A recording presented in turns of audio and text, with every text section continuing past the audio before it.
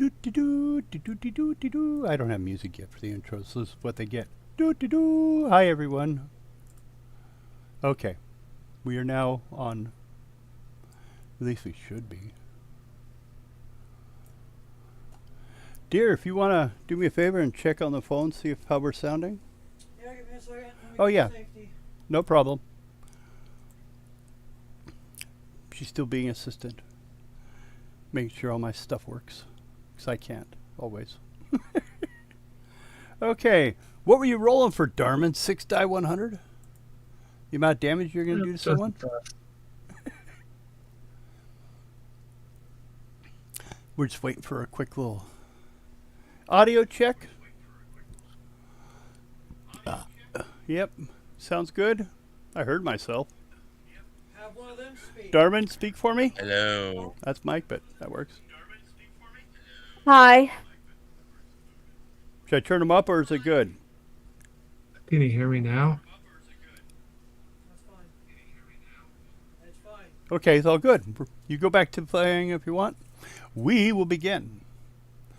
Well, since we just finished, you guys proving yourselves as the great warriors you are, blessed by the one that grafted you such incredible weapons that you dealt with the quick death. Later on, they'll actually give you some more information about what it was in the origin and why it was here. But this morning, the suns were already sinking. Oh, first of all, as I said with everyone is now fully healed. You guys would have remained until that was done. They actually would have helped you heal. So it's done at this point. So the suns were already sinking behind the jagged horizon as the heroes left the place of true warriors. The ancient Ulmar arena of trial. Their Ulmar guides moved gracefully along the dunes, the shifting sands whispering under their tentacles, the air shimmering in waves of heat, and the party soon reached higher ground, where the last of the red light caught on the horizon. Each day, an Ulmar will share a survival lesson with you through MindLink. Those that are not linked can gain the same lessons with a 13 check on your intelligence, basically understanding what they're showing without getting any of the verbal information. Those that are linked will get them automatically, because there'll also be some lessons you'll learn along the way. That's, which one is that? Is that Darman? Oh, there it is. Okay, since your name had rolled up already, so you'll be good for the first one here.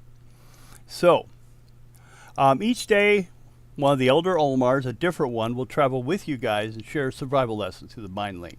How to find moisture in burial pods, track nightshade lizards that mark well-hidden wells, and use sand vibrations to sense predators before they're emerged.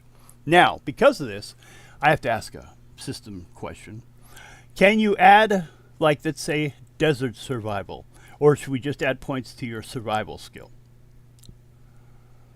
It's normally based off of your survival skill. There isn't really a specific desert survival. Okay. Basically, it's assuming that you're trained in multiple environments.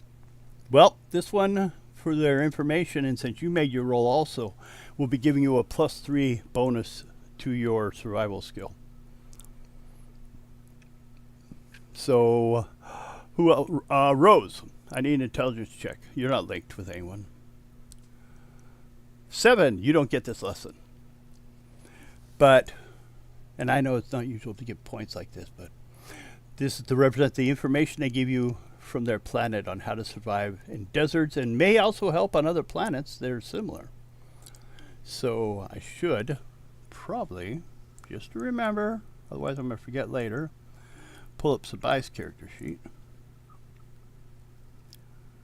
Come on. Whoops, now it's blocking. People can't see anything but her character sheet. Hit the little button. Okay. We're going to increase her survival by 3 points.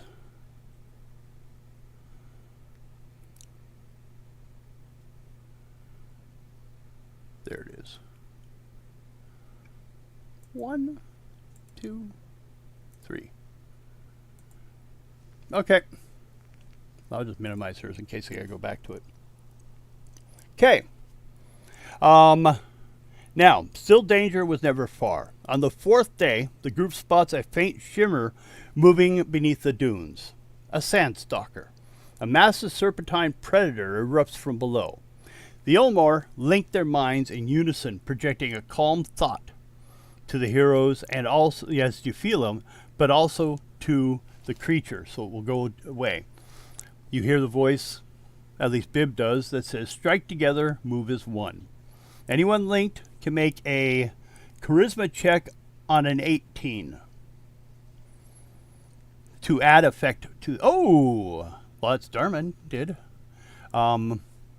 So although you're not linked, you're still able to add your charisma to it like an energy. Bib's a little off. Arya, since you have now, if you wish, I'll allow Arya to use a use force instead, because what they're doing is a form of force, but it only Okay. works through the group mind. So if you're able to add anything to it, Okay. okay. Well, is it taking a little bit? It's not showing up. Hold on. Okay.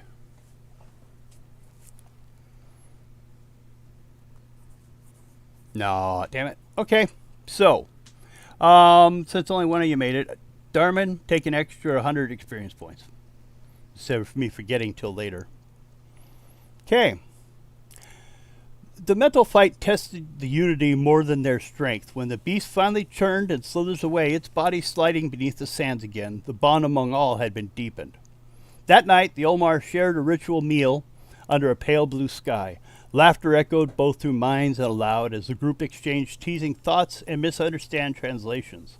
Even those without the gift of telepathy began to sense a rhythm to the Omar communication, a blend of feeling, memory, and image. That is the end of the first day. Now, let's see here. So, where they lead you guys to, I believe, let me go ahead and select all of you too. And bring me my blue bag if you can see it. Copy. If not, that's And fine. then I need to move you guys You can't see it. to the actual map. What are you looking It's for? on one of the chairs. Probably underneath my blue sweatshirt. Never mind. Now you're Bill. covering her. Oh, it was good getting it. You're almost covered, Chrissy, completely now. You gonna uncover her? Uncover Chrissy.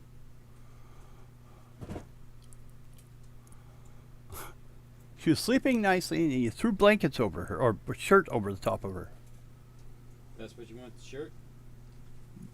She wants it like it is. Don't move it. Okay. Ah, Just come sit down. the nightmare of my day. Okay.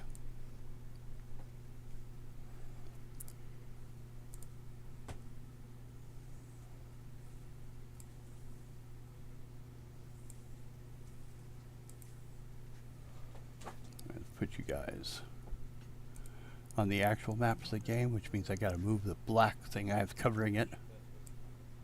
Yeah, it was. It has blue on it.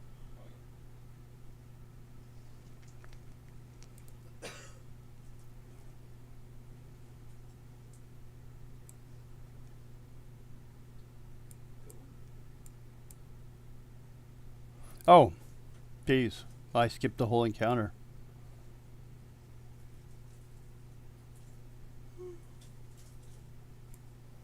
I believe. Let me check here. I'm going to have to check my encounter to see if I missed one.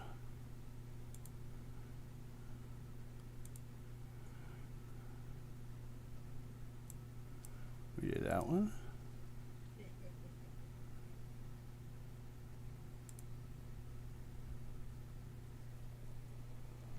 Ah, I did almost. That's why I double checked. Okay. Did you see, I was about to skip something. did you see what was being killed?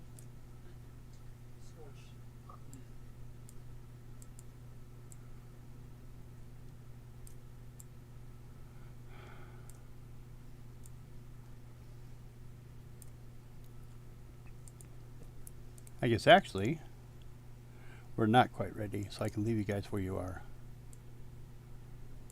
So here I've been moving stuff around for no reason. Let's get back to you guys.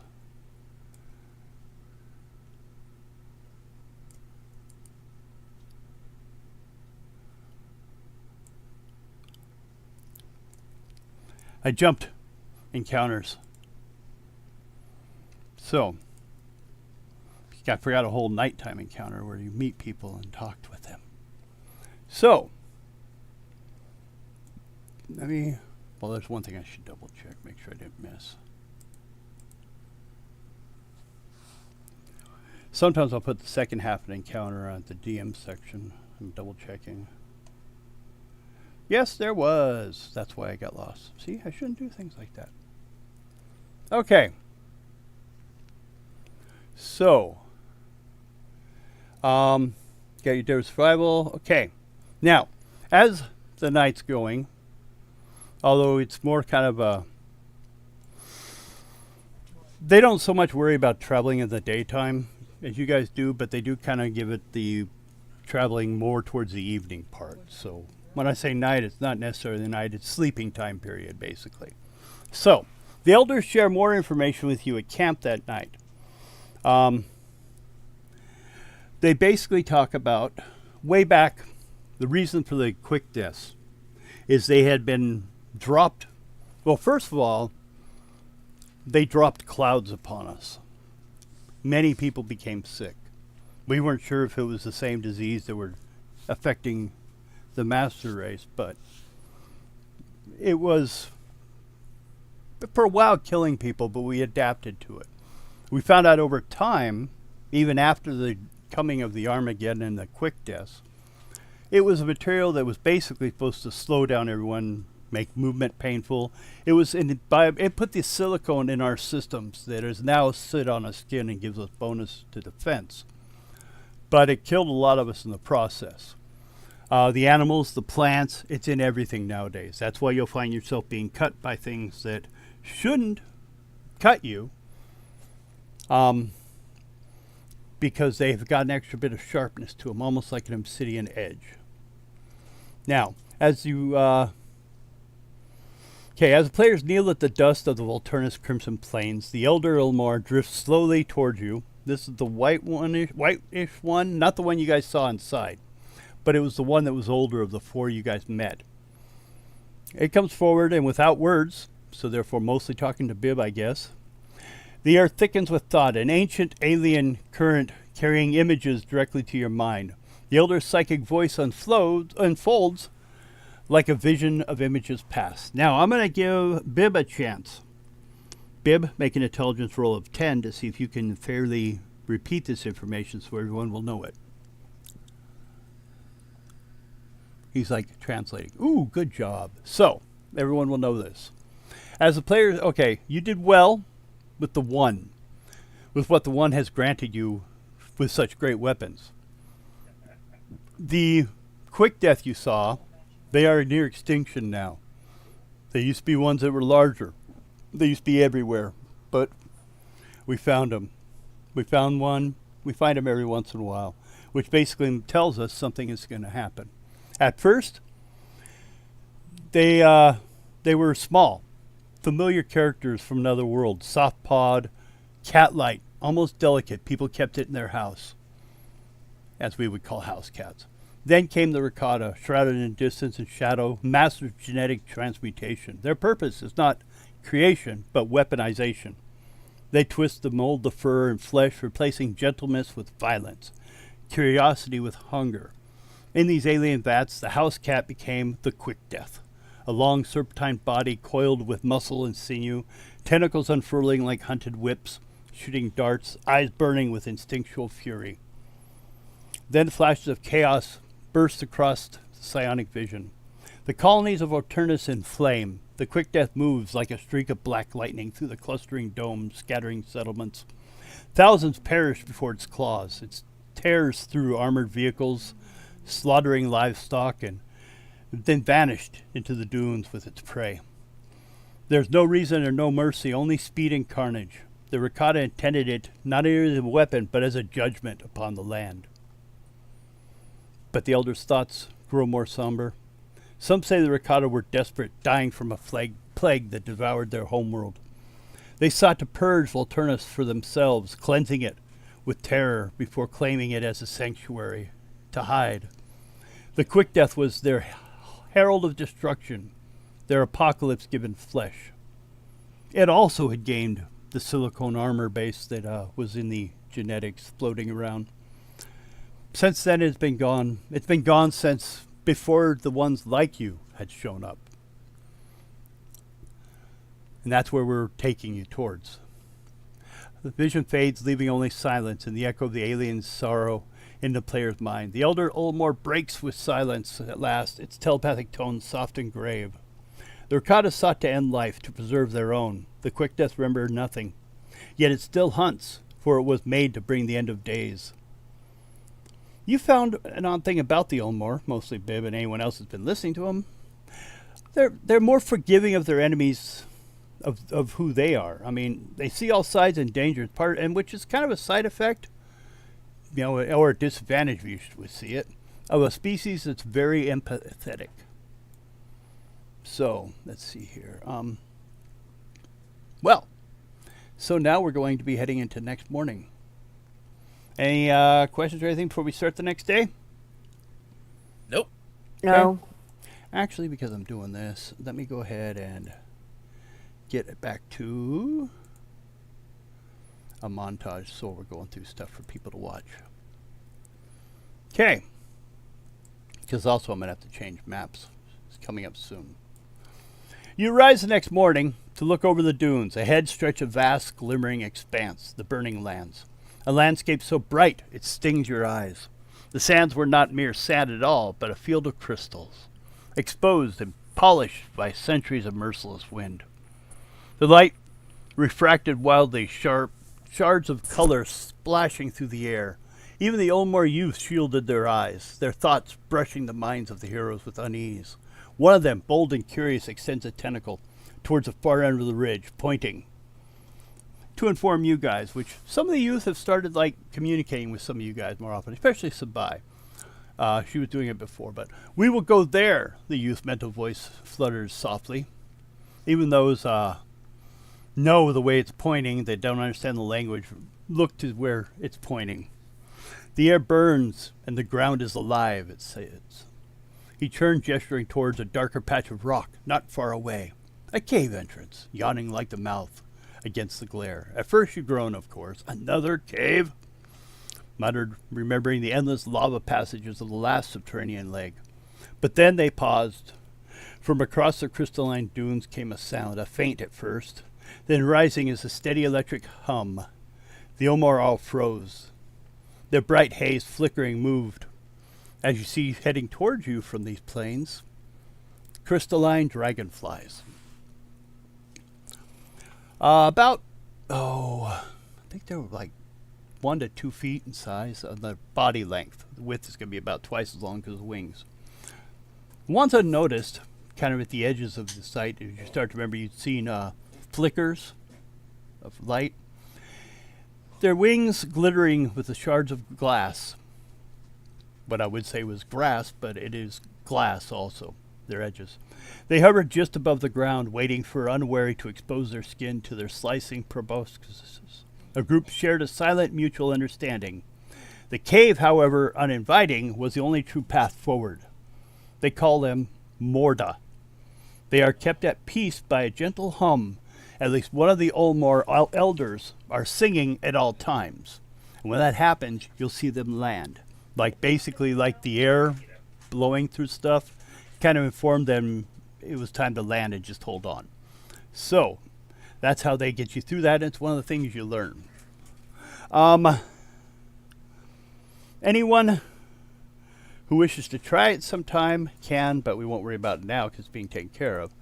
But not necessarily do you have, it would be an 18 because not necessarily do you have all the same body parts to make the sound.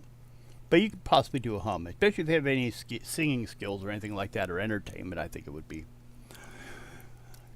One looks at you guys, same with the young one from before. We travel beneath now, although it's kind of obvious you were heading towards the entrance. came the collective impression from Cathar, another Olmar guide you've been introduced to since you've been traveling. Basically the parent of the one that's been speaking. A few of the heroes, unused to the mental voices, blink and look between each other. What they say? And then we've determined that, well, Arya is the only one that's still kind of being lost. Drawing quiet whistles like laughter from the other tribe members, they stop to decorate you. And at this entrance, so they come up to you guys and start painting you as they are painted. Anyone have a problem? Or ask questions? Nope. No, I'm alright. Okay. Darman? You good with it?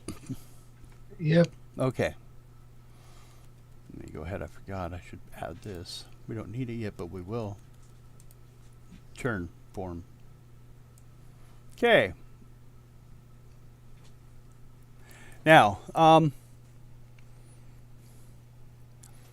they'll tell you, though, they stop after decorating what they've done, partly to mark you as a tribe, but just the links you'll hear him say that the foolish Rasties, when they see the bright colors, they assume you're poisonous.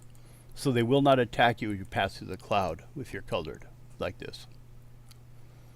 So, later they descend into the twisting caverns that worm beneath the scorched dunes. Pale lichen give off a faint green glow, and echoes following every footstep.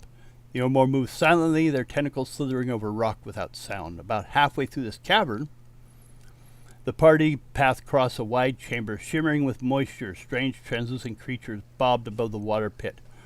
Glow beasts, the one tells Bib. They look like jellyfish-like floating things. They use bioluminescence to lure prey to them. So, now is when I actually go to the other form, the other page. So let me select all you.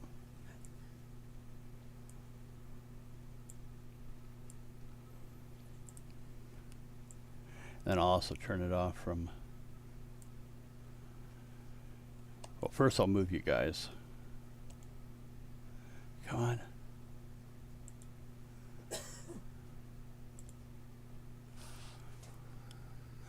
And luckily, I have it set up so that basically there's only one real encounter inside the cave. So we're just going to go to that point instead of making you guys wander forever till we get there. Kind of like last time. There's only one encounter and then you guys get to leave. So let's see here. Well, we're using the long map. One's got all our encounters on it. Come on. As soon as it's done loading, I'll go ahead and flip us over to it.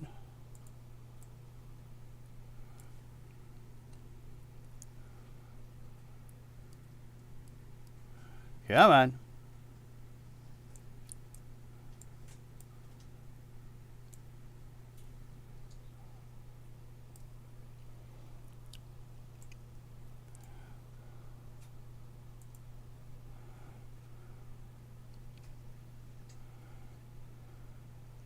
Now after I place you guys, you can move around within your 6 spaces anywhere you want to be before we start the encounter.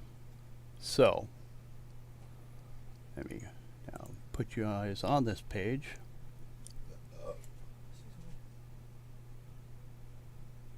You want us to roll initiative? Yeah, go ahead and you can do that. Come on. Okay.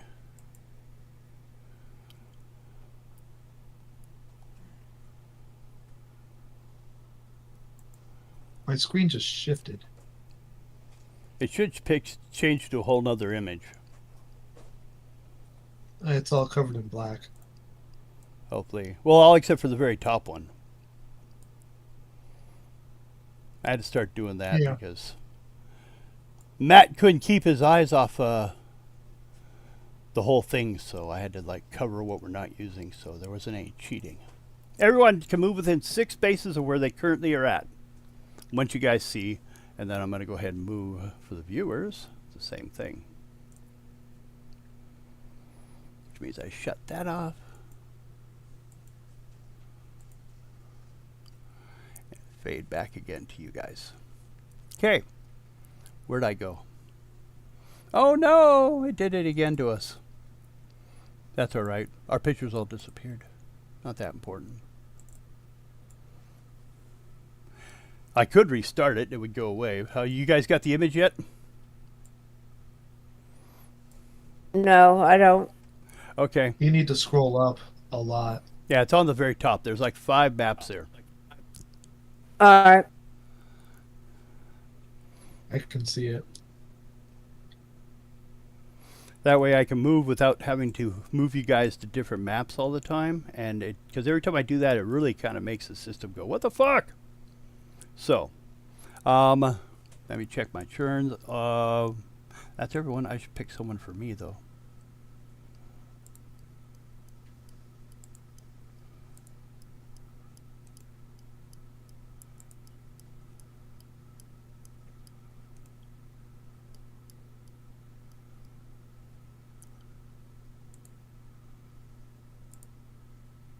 Everyone's much higher than I am, so I doubt. Yeah, that sounds about right. They're not really quick. Okay. Everyone else done moving? Or anyone having problems moving? Oh, I'm good. Okay. So, starting at Darman. You see this floating thing down here?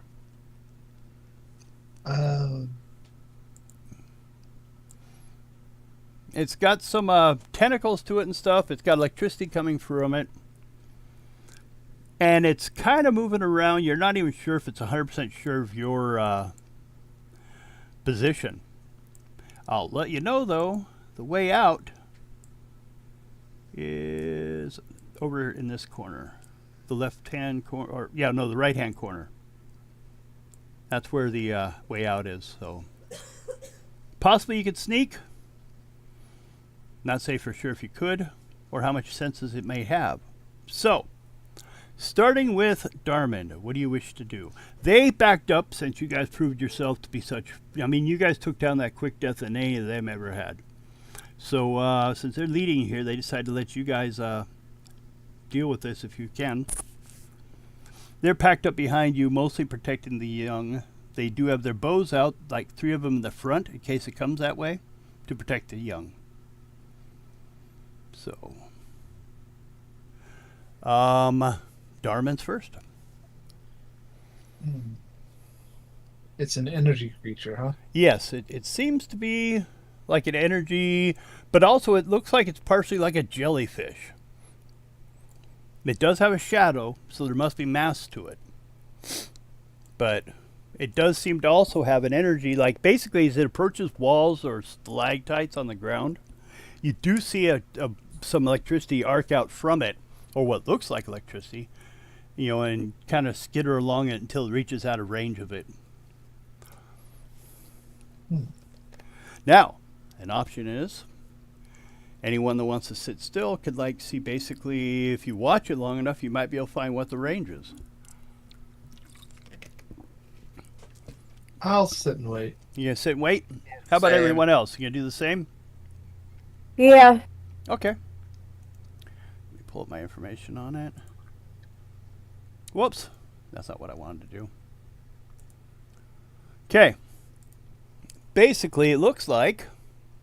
Let me double check. Because, you know, I've been wrong before. Oh, I even did read you. One of them you hear speaking to you, Bib.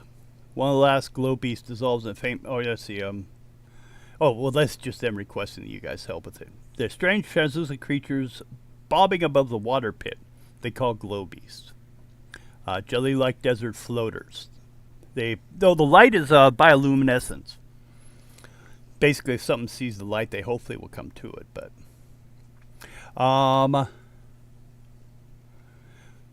watching it, you do see something else, though. Not only does it have electricity, it goes out to like 3 areas from itself, like 15 feet. It also, those tentacles below do seem to reach out occasionally within the same range. And, like, are nailing creatures running around the ground, trying to get away from it as it floats by, like mice, things like that. Where, well, some of them as much as, like, just almost immediately croak. But, you know, jellyfish are known to have some vicious poisons, so that's something else to keep in mind. That's what you guys learn by watching it. So anything within 3 areas, you're going to get hit. And that's 3 areas from, let's go from the center of this thing. So, actually that ends up being, well, it looks like actually 2 areas past its center. So, double checking. Yeah, it's about, it looks like 2 areas because it's got 1 area of glow. So, going first, Darman.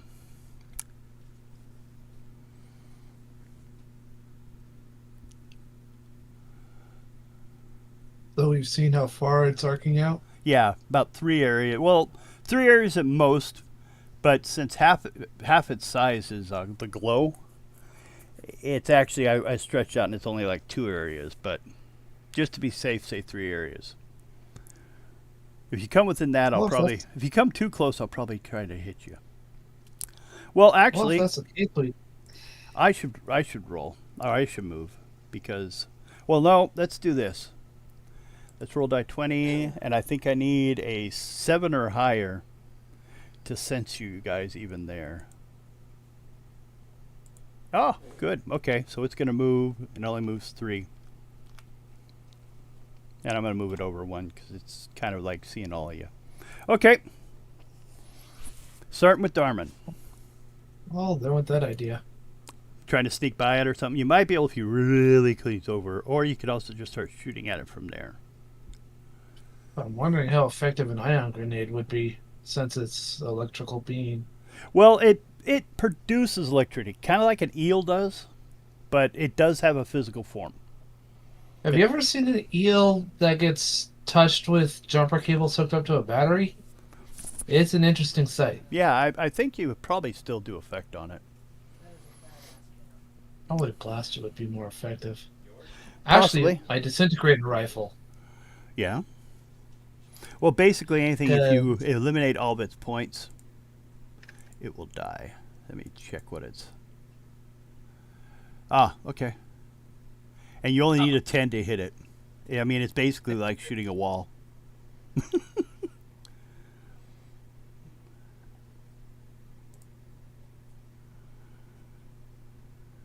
So it's easy to hit, but he does have a lot of energy because I guess part of the damage just does pass through it, but it still takes damage. Yeah, I'll just use my carbine. Okay, go right ahead. Definitely hit with an 18. So, why is it can't? Let me check something here. I think it's because it's so huge. I cannot see its point thing, so it's kind of annoying. Oh, now I gotta do math. Do math! I mean math. Do both. Yeah, 115 minus 15. Okay, 135. It's down. Because I can't see the little bubbles, and I can't put in damage. I'm having to just like do the math itself. Okay, that's Darman. It took some damage. It definitely got hit. Little splatter of phosphorus hits the ground. Next is Bib. You're getting close.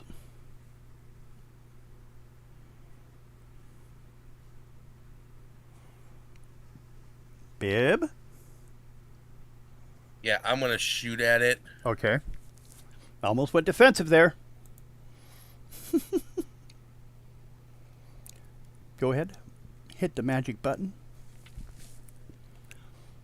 I am. I'm checking one thing because I got a few. One thing feats that better might not be the help me refrigerator. Better be a game related thing. Yeah, no, I got some feats that might help. Okay. Not point blank, I'll tell you that much.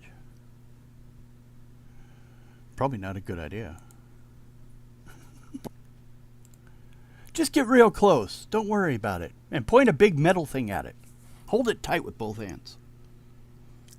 And then lick the gun. No.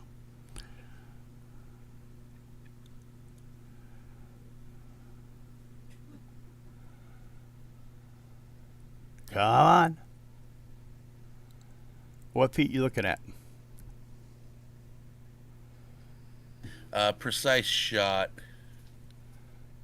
Well, the question would be what would you be aiming for?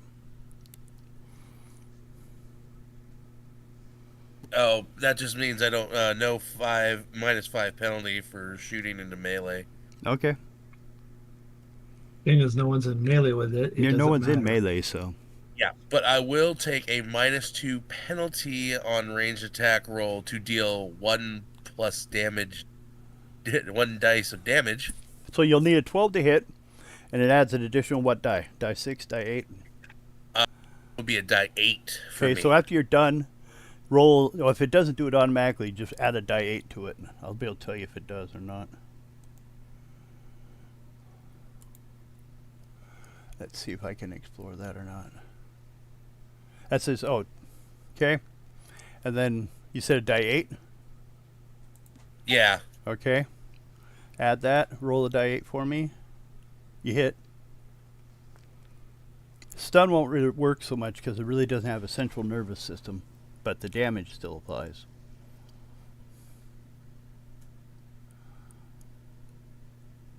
There it is total. Okay.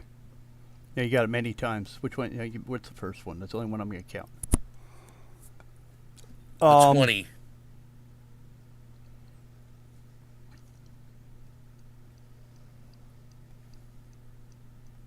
Jeez, how many of these you get? Because it kept not doing it, right? No, I hit enter and it just kept entering while I was trying to talk. 20. Okay. So that's an easy one. That's nice, easy math.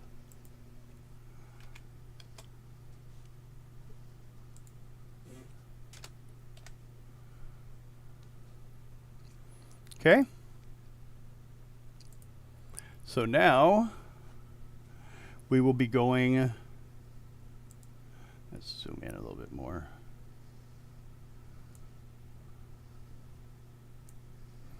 Next is Jedi. Jedi! And your Lopper. Oh, your Lopper probably doesn't want to run forward. Well, I can't really move my lopper, so it's good You where it's can't? at. No, but it's good where it's at right now. Okay, let me check see if something's missing on the settings for it.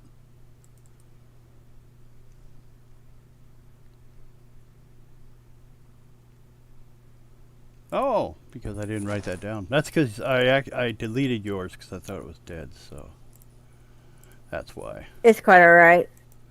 There. It should be safe now to move. But you can leave it there, too. Alright. You move there? Yeah, I'm going to leave it there. Yeah, and I'm going to try to shoot at it. Okay, go ahead.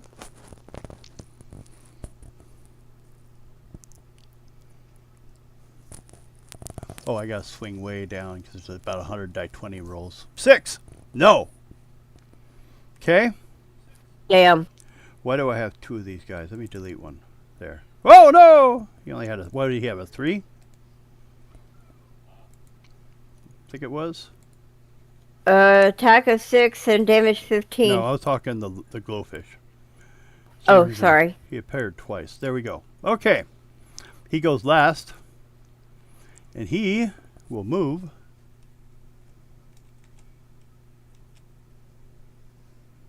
Which puts, I think, both of you in range. But let me double check. You and you, both in range. So, let's see.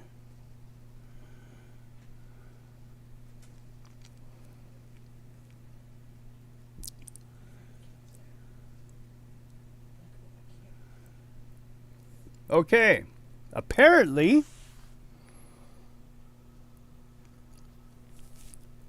the two of you get to make a save. This is one of those situations where I was talking about. So, looking at your fortitude, what's your score?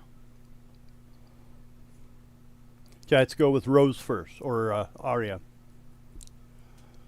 Well, how many points do you have below? Well, I can actually look at your character and tell.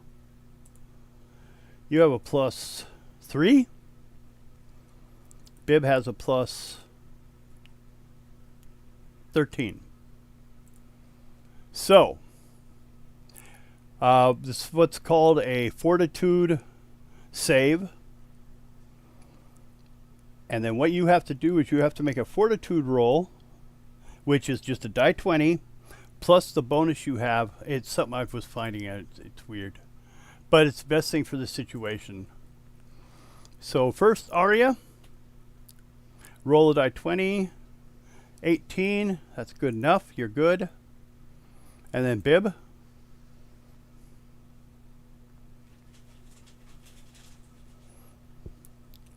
$17, you're good. Now, that has to do with the tentacles. They are just randomly reaching out. Apparently this thing is blind. Now, the electricity you do feel when you get that close. But luckily, it's only a die 4 apiece. So, Arya gets 3. And Bib gets 1. You guys write that down for me? Because your figure should respond automatically.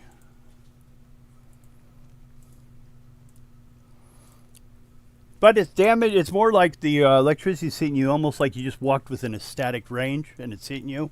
It's not that it knows. It can feel that there's life force in this direction, but it cannot focus on specific ones. It will always move towards like the center of your group.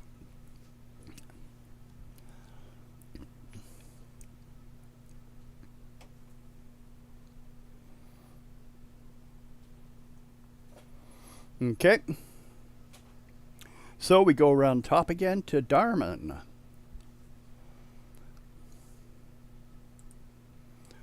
Shoot the bastard! Yep, this time I am going to use my disruptor Okay. rifle. Bleh.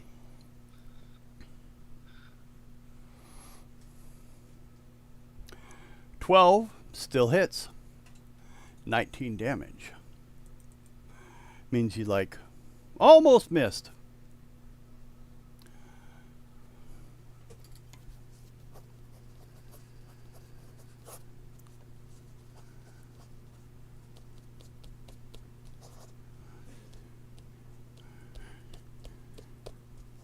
Okay.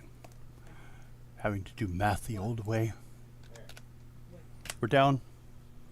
The horror. I know, old style. Okay, that was Darman.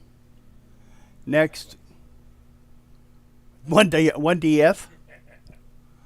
Got a I was 0. trying to close the dice roller and accidentally hit the fudge number. Okay. 1 die F. Bib. Well, at least we see how that works. Yes. You're within range of being shocked by its gentle probing. And the arms are missing you because, well, they just know someone's in this area. Kind of reaching around blindly. I'm going to shoot it again. Go right ahead. Regular shooting? Yeah. Okay, 20 damage.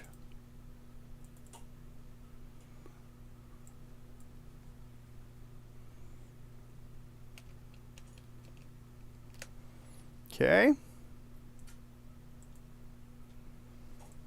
You know, technically, I was just noticing this thing's not chosen for me to be able to move, but I can. Okay, that's Bib. Next is Jedi. You are being shocked gently, but it doesn't seem to be affecting your ability to shoot, so I'm going to shoot again. go for it.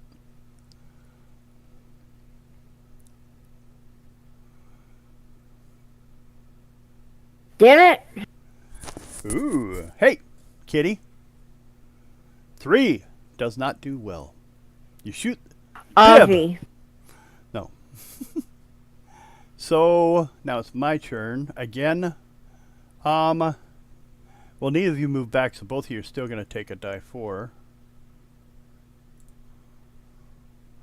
2 for Arya, and 2 for Bib.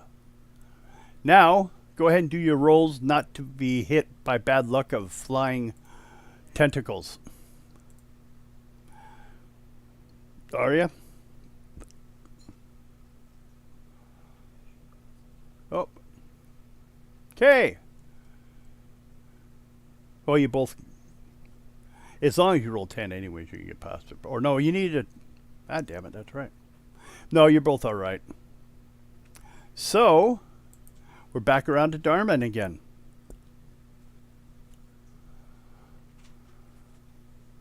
Short rifle's going to be used every other turn, so... Oh, I should start flipping the thing around. I got to keep remembering that.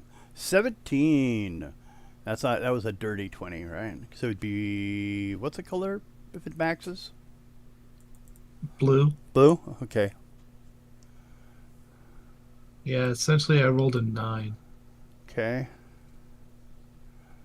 If you mouse over the result, it shows you the Oh, okay. formula, Yeah. and the dice roll is in parentheses at the bottom. Oh, yep. I see it. I kept doing it, and I was holding the button going. It wasn't showing up. No, because I was supposed to let go. Bib! Try to Sabai's shoot it just again. back here, making sure no one's coming up behind you guys. Well, it's the, whatever their name, the Olmar, but 17. Well. Jeez.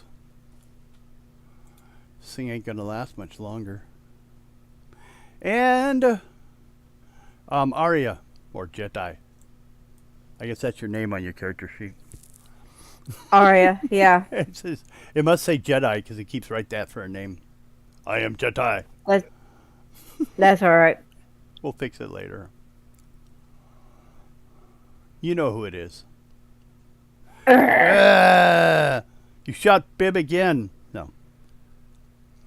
Okay. Sorry, Bib. No, you didn't hit him, but still, you're making it hard not to have it happen. Let's see. Well, put that back where he was because he's going to go 1, 2, 3. I'll move him over 1 just for this. Nope, that's good. So, first of all, damage for you two. Arya takes 1, and Bib takes 2. Ooh, how you guys going to survive this? Compiling. Oh, hold on. Are we close enough? No! The Lopper's just out of range. Thought I'd get to hit him. So, I did Keep that. him a safe distance. And both of you guys need a die 20 roll. If you get 10 or up, you're all right because, you know, you get your bonuses, but if you can get that far, you'll make it. No! Both of you got hit. It means you got smacked by tentacles. They just randomly slammed into you. So let me see. The tentacles get a die 6. Arya, 3. Bib, 4. And then after that, Darman gets to go. It's slowly wearing you guys down. You two. Arya might want to, on her turn, see about moving her pop up back if you want. You hit for 15. Damage is 18. Oh, 18, you're right. So that's, we're getting pretty low. It looks like about half of its body is like lying all over the ground here. The phosphorus juices. Bib! Shoot it. Do it! Do it. Do it well. Do it hard. Do it long. Do it deep. That was good enough. Okay. So, with that, he goes away. He disappears.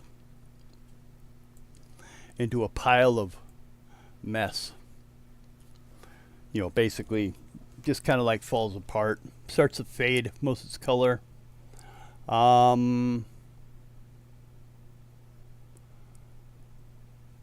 me double check here. Okay, I minimized it.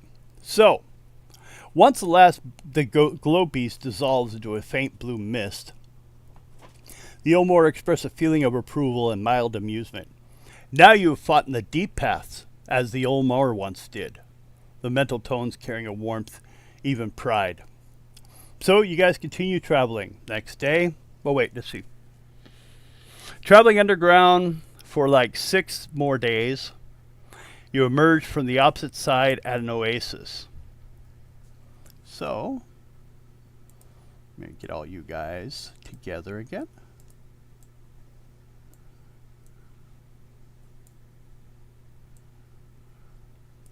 And I don't need to cut and paste you because we're just use the same. We expose another part of the map.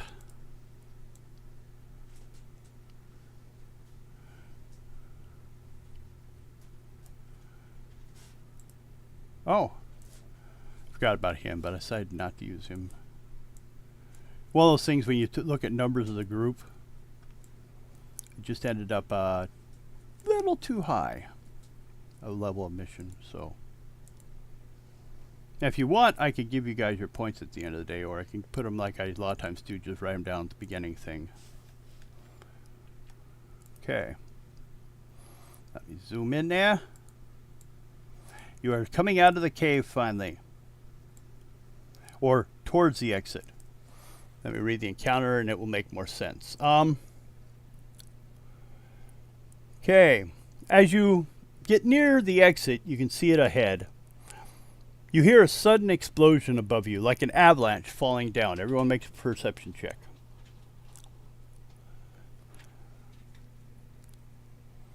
Good. Darman has a 29. He sees everything. Bib, he's doing good. Hold on, I got some catching up to do. Okay.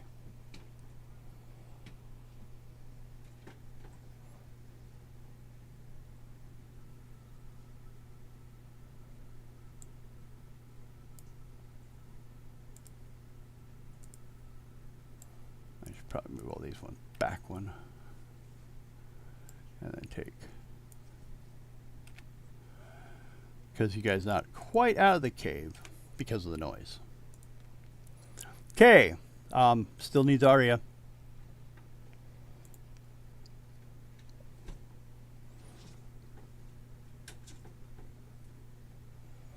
There we go. Everyone got above 20. Okay. The air inside the cave trembles with the roll of distant thunder. Ends up it was from the sky. The Olmar herders halted their slow procession towards the mouth, their frilled necks shifting anxiously in the dim blue light. Outside, the desert is swallowed by a raging wall of rain. Streaks of lightning split the sky, turning the rocky plain into a flashing mirror of glass and sand. The Olmar begin to hum, each one pressing the tips of their tendrils to their chest, generating a resonant, pulsing tone meant to soothe and distract. What you see out in front are some more of those Mordos that are apparently flying this way. But the storm is too wild, and the wind and thunder drowns their melody. The hum keeps approaching. So, let me pick one. We can roll an initiative.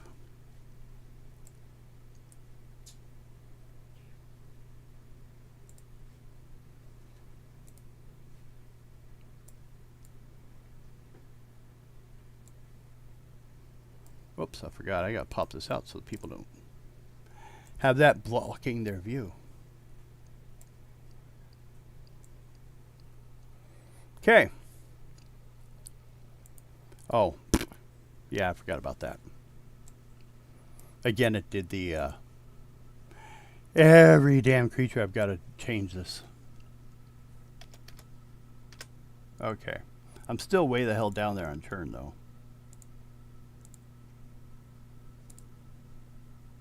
So, first to go is Darman.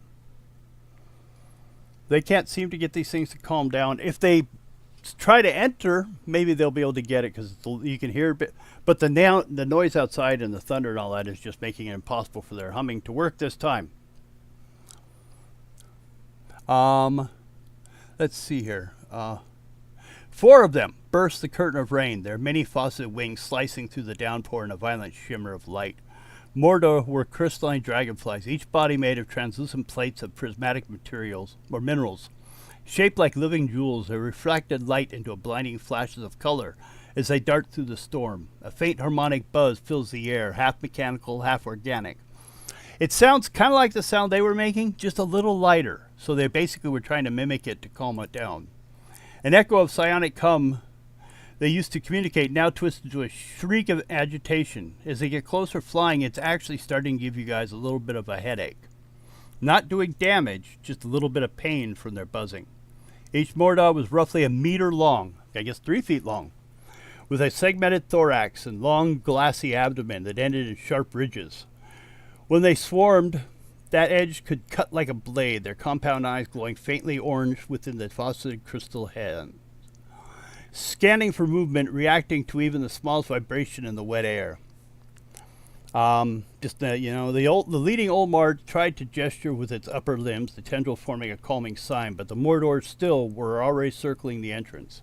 Wings splashed with rain and sharp mist. The creatures darted close, drawn by the cave's warmth and unbeknown velocity of their anger. As lightning struck the ridge above, the Olmar's shimmering tendrils reached towards the heroes, urging basically they're flying in. The tribe's looking to you guys for protection. So, is anyone going to go out after him, or are you going to let him come to you? That's an answer. Which one are you shooting at? We'll go 1, 2, 3, 4, going from right to left. Or left to right, sorry. Reading. That one? Okay. 12. Hey, I can actually do damage normally now. Okay. That was Darman. Next is Bib. Let me hit this little button. I should remember to do this and rotate it around so people just I'm watching. going to shoot one of them. Okay. Which one? You can go 1, 2, 3, and 4, or you can just pick it with the little button. Okay.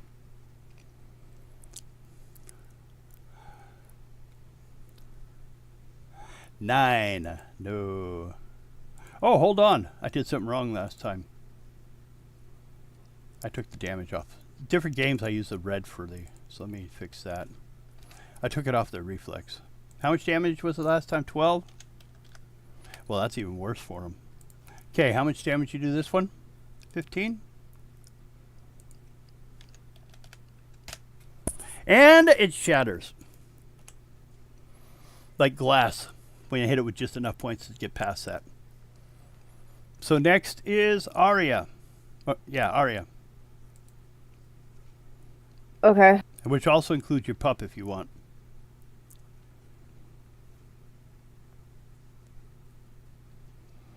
Okay. That one. Go ahead and roll. Oh, shit. Bib, you got lucky. I didn't notice you missed last time, actually. So 11. No, you need a 19. The reason I didn't notice is last time I took the points off the reflex, and that's why it was so low. Okay. So next is my turn. 2, 3, 4, 5. 1, 2, 3, 4, 5, 6. 1, 2, 3, 4, 5, 6. Okay, there's only one within melee. The rest are still out a bit. So only one is able to attack. So Darman. Let me flip these around.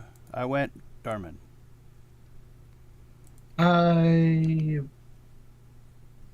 take a... You know, I But should if write it's on their the- character sheets how much experience they're worth. It would be easier, wouldn't it? Go ahead. You were saying? and use my flamethrower. Okay. One of the two out here, not the one in front of him. So I'm going to stand behind him and use a flamethrower on that bug. Okay. At this one out here? Hitting both, actually hitting both of them. Oh. Yeah. Yeah, I'll let you do that. But you Remember, will need flame 2 attack. rolls to hit. Just in case one's a little further away. But if you do hit both, you'll do both damage, full damage to both.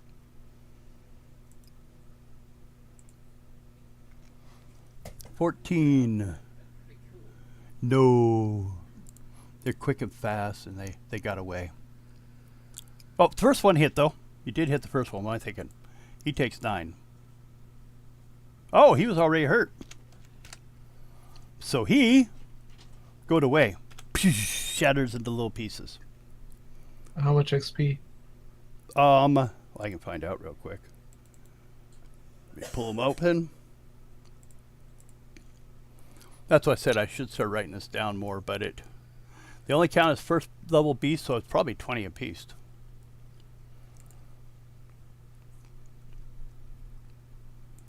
Okay, Bib. Hit. Oh no, 17 doesn't hit either. I didn't even find out which one you're shooting at. But it doesn't matter at this time. Jedi? Which one you want?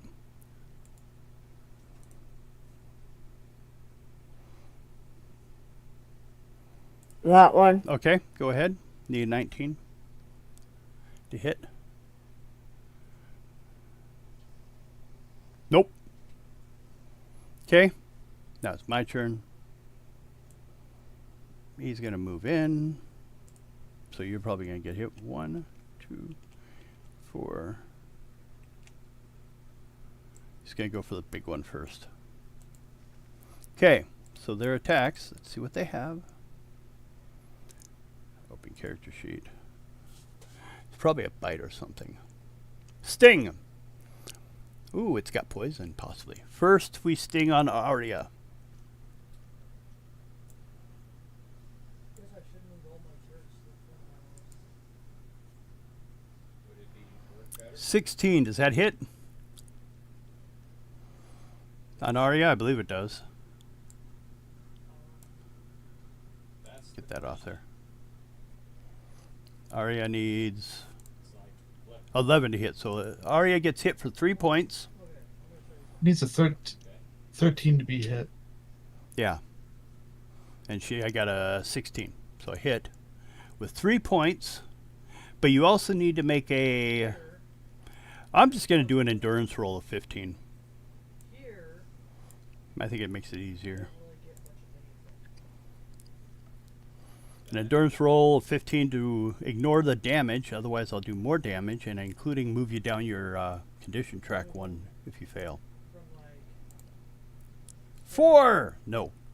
So you take from the poison... Well, actually, it's not till next round.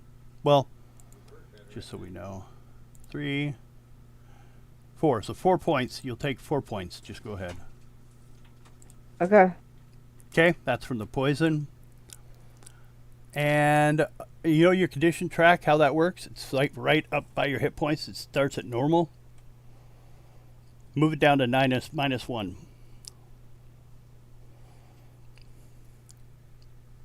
Got it? That will also affect your to hit rolls. And why don't I have... It's because I deleted the one that had the churn. What I have, like a 14? Something below all of you. Okay. And the one in front of... I need a 19 with that one, so... Let's see if he can pull it off.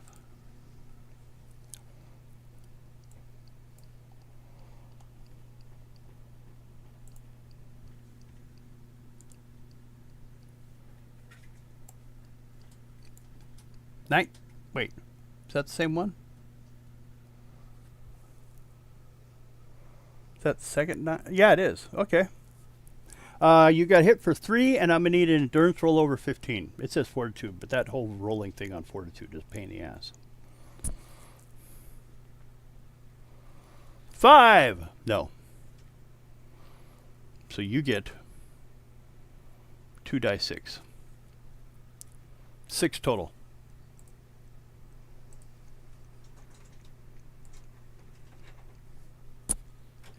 From poison. Stingy poison. But that's my turn, so now we're back to Darman. Flip this like that. Or wait, yeah.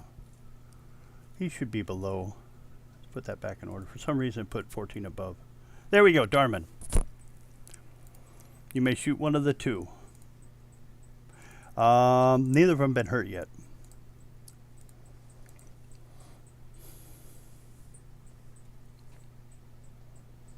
Word? Okay, you're next. I see where you are. Let's move him over just to make it easier. Okay. Disruptor rifle, 16, 19. Nope. Bib? Oh, I missed. Yeah, you need 19. Bib? Bibby Bib. The Bibster. 2 hours later. This. Oh! Well. Can't hide it. Okay. Next is Jedi. You want to shoot the one in front of you? I take it. Yeah. Okay.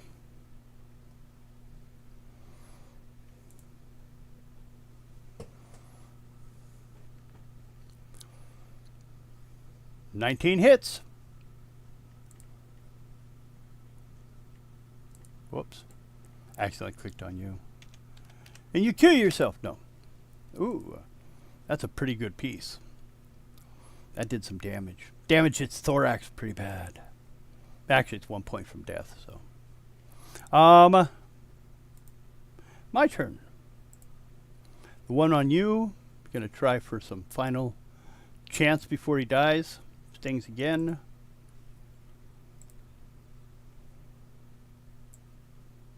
"23, you take 3 points, make an endurance roll 15. Cool. Me? Yep, I'll show you what I mean by he stung you, guys over there. and they're poisonous. Good, no additional damage. Okay. Now the one in front of Mike.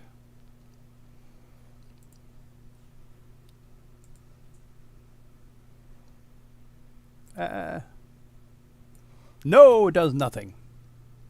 Okay.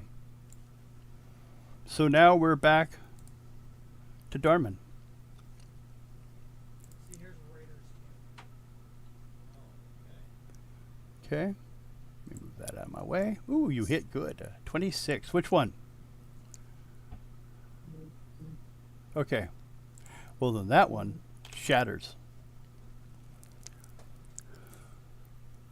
Next is Bib.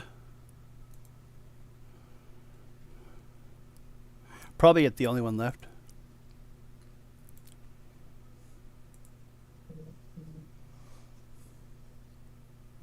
Hits 13, it dies. So I make it go away. Okay. So, with that in mind,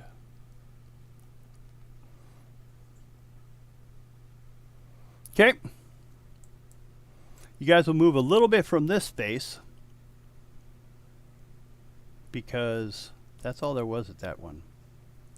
So, I get us to the next map.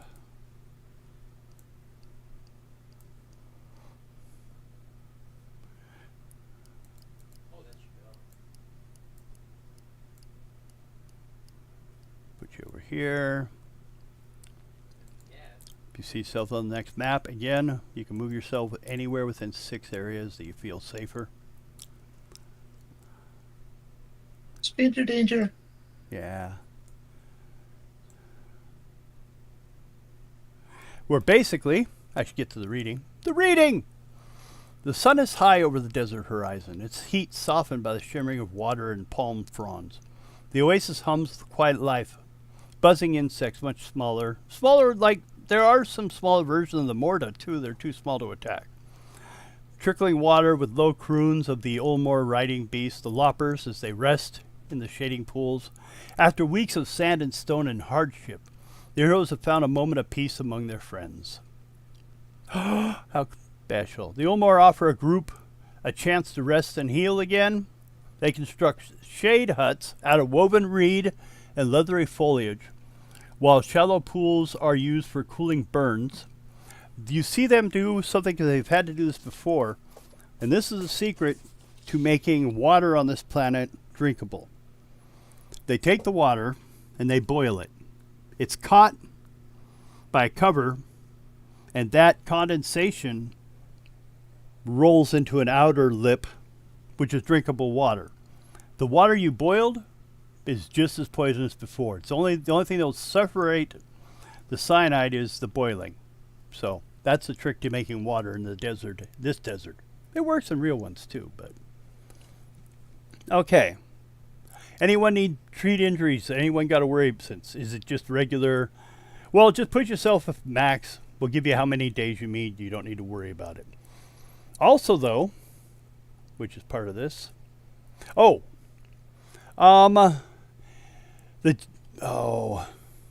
First of all, the ones who are not wearing armor. Your uniforms, although they're made of a real tough material, is starting to get more damaged here and there. People with armor are finding scratch marks. Not damage, but it's making it ugly as far as you have to you can buff some of them out. But just regular things like walking by some bushes can actually leave a scratch, which also will tear up regular clothes. So there's also a time period where you could clean up your armors. Anyone that's supposed to be working on their armors at this time, next time a situation comes up with your armor involving condition, you'll have a +1. For the next roll involving your armor. Food, everything like that. Healing opportunities, you can get help healing. With their help, you can add a +2 to whatever amount of points. Basically, they're bringing you fresh water and food. They actually show a lot of concern for where you're going, but they're doing all they can to make you ready. During the day, the tribe remains nearby, but begins its preparation to leave. A few of the Ulmor gathered around the heroes for the final cultural exchange, a telepathic circle of remembrance, where they show mind images of the ancestral migrations, the great hunts, and the building of water sanctuaries deep beneath the sands. The Twi'lek, that's you. Do you have knowledge, xenobiology, or culture?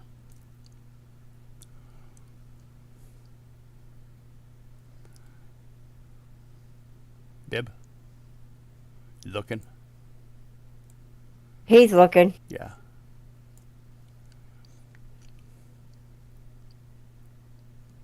I have knowledge, life science. Okay.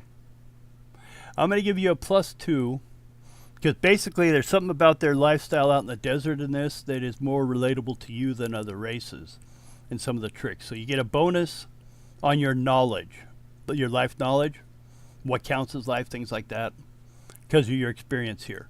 The Mandalorians, which are 2 of you, ever pragmatic study the techniques the Ulmar used to track subterranean moisture, converting the insight into a practical sensor adjustment you can do on your equipment, which will gain you a +1 perception for looking for environmental hazards or hidden moisture on this planet. Just a bonus. Last little bit they can give you. Okay, as the sun lowers, the Ulmor prepare a ritual meal around a central fire pit ringed by glowing blue stones. They roast the meats of desert grazers and mix a paste of ground cactus fruit and spice. Telepath opens their mind enough for the heroes to feel the shared gratitude and sorrow of parting. No words needed. Each of the heroes is offered a bowl of food formed from spiraled desert grain and roasted meat and a thick, fragrant sauce. When eaten, the dish actually restores energy and spirit. By the fire, the Ulmor share more memories of sand riding and things like that. Let's see. Then after that, the tribe actually gifts you guys 5 trained loppers. Swift, long-legged replies capable of traveling deserts and dunes with ease. Each can carry 1 rider, 2 saddlebags. One will carry that pile of stuff you had, minus any food. That was from those supplies because you've gone through them all. But like, there's a bunch of just equipment. You can pile it all on that, and then you won't have to carry it anymore. They will also bring you 3 water skins per rider, which will have enough food or enough water for a day, each one. So that's 3 days worth of water. That's not nearly enough. They give you 8 days of food. We'll say 8 days water. Tools and spares, they give you 2 repair kits, 1 med cat, and a compact moisture detector. They must have gotten this from someone else before they came through. And they give the Jedi something. One of the kids brings it to you. It's called a relic stone. What it does is in the moonlight that you'll find at night, or if it's reflected there somehow, it actually glows faintly, like the blue light you saw inside the caves.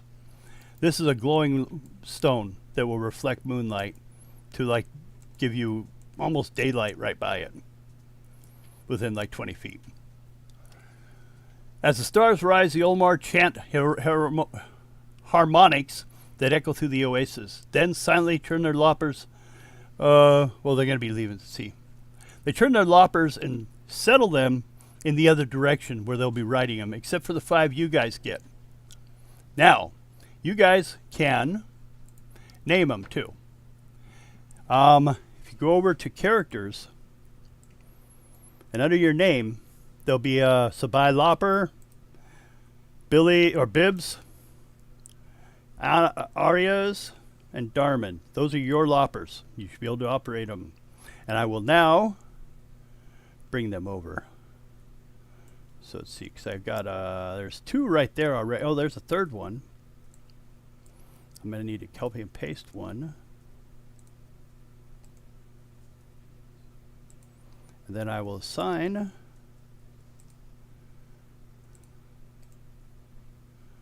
see if I take the top one here.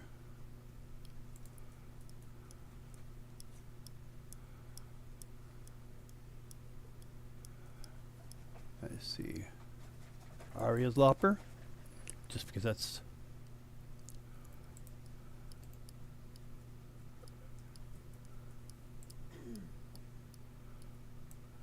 now these character sheets will be separate from the regular Lopper ones. That's why I'm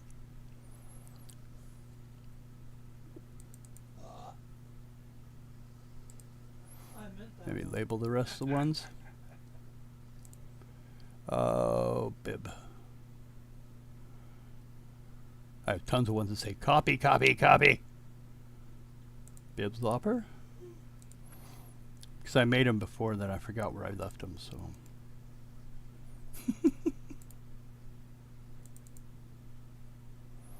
This one is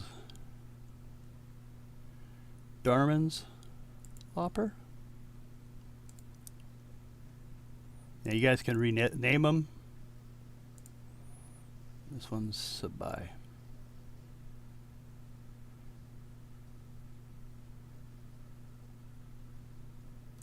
Okay. So let me put Sabai on. Is that it? No, yeah, that's it. Sabai will be writing this one.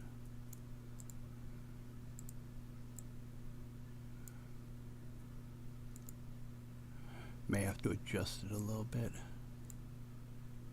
Ah, good enough. I'm going to group it for now. Okay. Darman's is here. Except for you're underneath it, aren't you?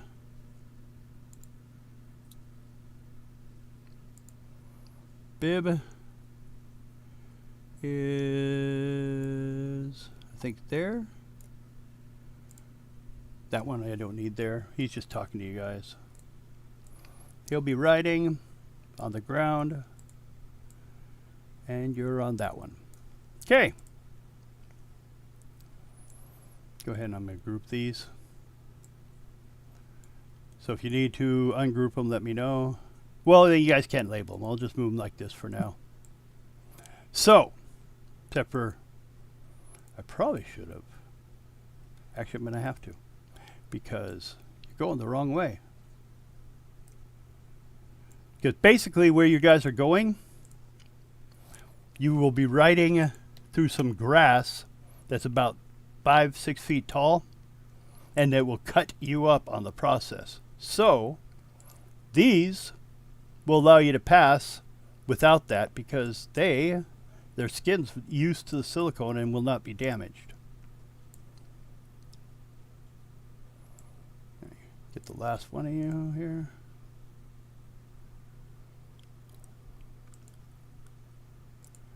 It's easier to do it this way because then when I spin it around, you follow.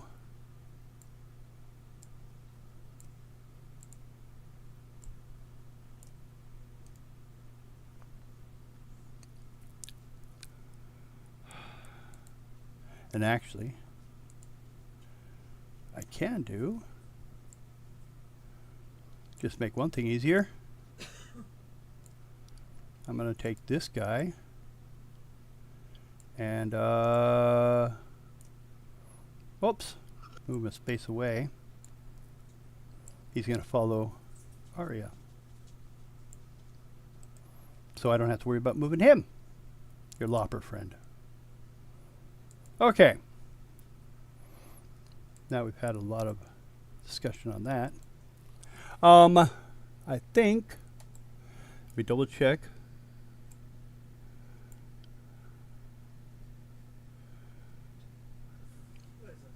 Let me check the next map.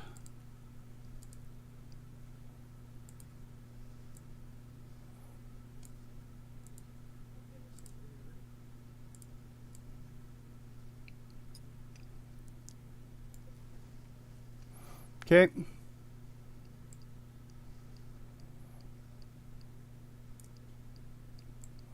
Move you guys to the next area. Because they're going to the next area, but when they camp there the next morning, they will be heading out. So, we're basically between these two areas. Let me go ahead and move the view to them, to images for everyone else to watch as I go into the next section. But I don't want to watch images. You don't. You guys can't. It's for the viewers. You're just players. You're just actors. Okay, the next morning, the sand gives way to a sharp looking ahead quite a bit of ways. Right now in bushes here and there, but as it goes later on, it's going to be nothing but a grass, or they call a field of glass, which is actually a field of tall grass that will cut you. By the end of the day, the sharp silver green shards that cut through the wind. The shard grass plains. There, at the threshold of a new land, the Ulmars stop. Your path continues beyond the grass. Ours ends here. You walk well now, like those once called true warriors. You feel eyes watching dozens, maybe hundreds, perched like shadows from the trees. When you reach the edge of the grass, or when you reach the edge, they will find you. The scouts are already, even at this range, watching us. Othru, which actually is one of the ones that didn't bond anyone, but as you learned during your trip, was actually the chief of the tribe. He couldn't bond with anyone because he has to keep the tribe first. But a lot of times he did the speaking to you guys. The others referred to him as being in charge. Othru raises it says hand, but it's probably a tentacle. This is as far as we may go. Trust must be forged, his mind whispers. You must be as the wind, gentle, clever, unbroken. Connect with all. And when you meet them, behave as if you're trying to gain the assistance of diplomats. However, in your world, you would do that. We have different ways, I'm sure. All tribe members. Okay, wait. Trust me. Okay, author raises hand. A trust must be forged. You must be as the wind, gentle, clever, unbroken, connect with all. All the tribe members in range will be able to hear you if you call for help. But it may take us a long time to reach you, but they will continue to reach across the sands. Someday we will hear it if it needs to be. The air shifts as the Omar withdrew, their tendrils curling in a quiet ritual before they vanished into the haze, each one saying its own goodbye. Only the faint mind echo lingering, calm, resolute, then gone. The silence of the plains presses close, especially for Bib and Sabai, who suddenly someone's not in their mind all the time. This marks the bittersweet end of the journey among the Ulmar, the telepathic octopi whose skins shimmer with lively patterns, recalling the vibrant energy of their desert homeland. The day arrives quiet and heavy when departure cannot be postponed, and the young companions, some scarcely a foot tall, when not astride their parents' loppers, gathered in a solemn gravity of the edge of the dunes. The loppers you were given basically is what they would do with anyone that's reached the age of adulthood, which is basically where they see you at, adults in the tribe. The crisp, dry wind stirs the painted sands of the tribe's circles and ceremonial formations. Their thoughts shared wordlessly with all present. Each message grows of memory, laughter during the starlit feast. This is kind of looking back at what it was. Counsel given even during fearful dust storms. Secret exchanges in the silent language of telepathy. Even the loppers, with swift, keen eyes.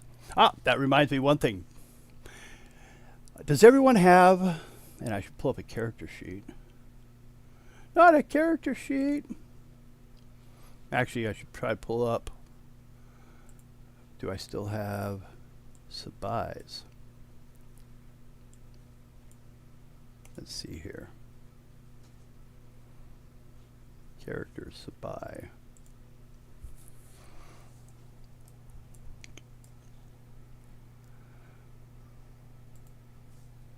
Trying to see if. Does everyone have a writing skill? If not, you would have been taught one on the way. And I should have mentioned Technically, earlier. everyone has this Right. the skill. It's just some people are going to have a negative to it if they don't have it trained. I see. I don't have a writing skill. Okay, I'm not going to change your number, but I'll allow you to change it to a skilled instead. But no bonus. You just have been taught the basics on this point on how to ride these things, which is probably harder than most things. Probably not too much different from riding, those things the sand people ride. Except for those are wider. Those are like riding buffaloes almost. But yeah, everyone should have it trained now. So that's one thing I forgot to mention earlier. One of those areas. The young whose destinies are now irrevocably entwined with yours wait well with their elders, shimmering with hope and uncertainty. One in particular, child no taller than your boots, gazes up mindful of new names of possibility, a destiny transformed by your presence. It's the one that talked a lot of times to you guys, and like I think he approached Sabai a couple times about things. A final message was of Mindstream, a mix of pride and gentle farewell. As you mount your borrowed, or it says borrowed, but they're yours. They're never going to come back and get them. You earned them. The loppers and churn away, memories lingering with each step. The bond forged over countless adventures remains, but you find yourself wishing, perhaps believing, that someday their painted shapes might reappear on the horizon. Different, older, and wiser, carrying new names and destinies forever changed by your path. Basically, Arthur told you guys that they are needed elsewhere, and that's why they're having to leave. But they brought you here to help you guys out, and then they will have to go back on what they usually seem to do. So, that's that. So let me pull up the next. Let's see here. We're actually, just so you guys know, well, maybe we should. right now we have finished the first module. So let's see. What else do you guys? Let's see. 1, 2, 3, 4. 200 experience points for everyone. For 50 points per chapter. And the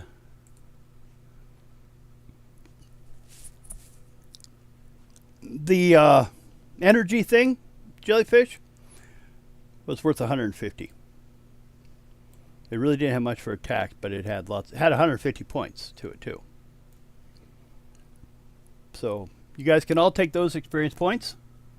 Then I'll know I just have to start from the new chapter. You said 200, right? 200 for the amount of things. You already got your points for the Morda, and then the electrical creature was worth 150. Yeah, but 200 for the chapters. That's your standard 50 per chapter I give you guys. Because sometimes you just have to listen to a lot, and that's worth experience points. Damn it. Okay. But yeah, we've actually finished the first module. Marked here's next module, which I have a ton of too many loppers. I already put the 4 here, and this is where I put them apparently, because I'm finding them now. I need to delete these ones.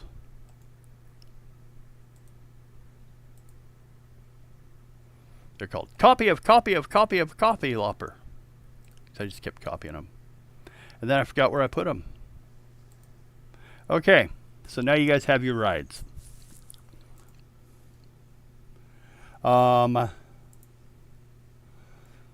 So, the fun of Blades of Grass. So you guys ride out to the point where you see the grass. Like I said, it's taller, it's about as tall as you guys would be walking. Before you stretches an ocean of razor-edged grass, each blade translucent as a crystal and sharp enough to shear even armor weave. Wind sways the field like liquid glass, sending ripples of light across the horizon. Beneath the shimmer, something moves, burrowing things, their path betraying them in the subtle tremors. Each step will become a strategy. You bind cloth around your limbs, angle your path to the sun, and test each patch of ground before crossing. If at any time you guys fall off, you're going to take damage, a die 8. Armor won't take damage, will get scuffed up. If it's not cleaned up later, there'll be you'll have to basically maintain it later on when you get a chance. So, do you guys just do all that, everything you can to protect yourselves? Because right now the only thing coming close is your feet. Yeah. Okay. Yeah. Remember, these things are 10 foot tall, so you're above most of it. But if something comes at you and you get knocked off it, you could get hurt. So, it's a die 8 if you get cut. Besides falling 10 feet or 6 feet off the top of it, the heat builds refracted from the reflective grass until the plains seem aflame. A day's march brings you to low rise of broken stone, each one a potential refuge of lurking predators. Everyone do a riding check.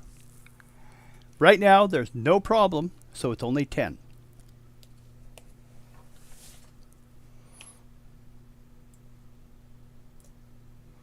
Good for Bib. Arya, good. And good enough for Darman. No one's falling off, although there's no trouble yet, so it shouldn't be that hard. Okay. You guide your towering loppers out of the vast shimmering prairie into the grass. No ordinary blade, each stalk sways with the wind, glittering with hard, glassy sheen, almost as if the planet itself carpeted billions of razor-edged shards on the ground in front of you. From your perch, the field is beautiful, but deadly. The mere thought of falling from your mount is enough to make your skin crawl. Your lopper's long stride glides easily over the dangerous plains, but in the distance you spot a terrain dip into a shallow basin. The wind picks up hissing through the glass-like grass, throwing sparkles of green and silver into the air. As you approach the basin, each player will need another check, and it'll be on a 13 this time because you're having to go down a hill.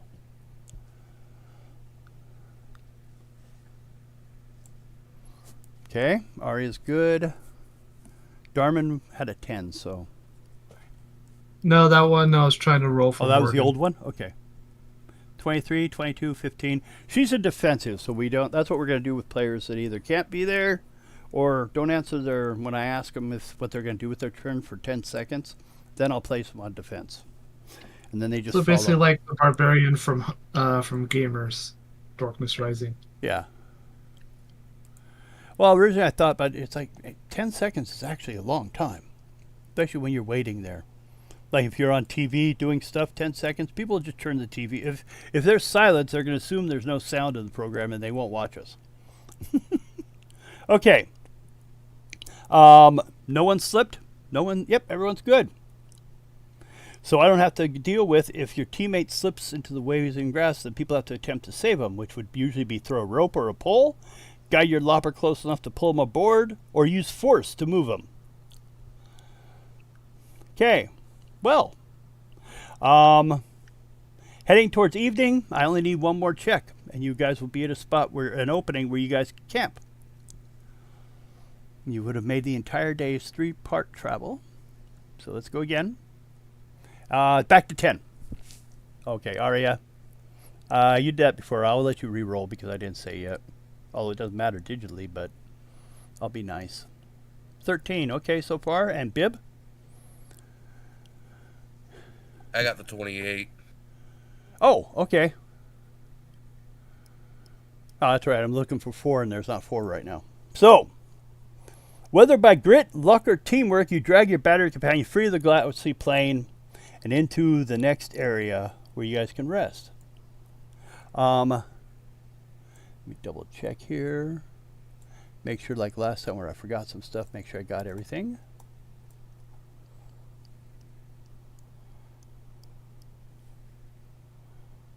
Okay.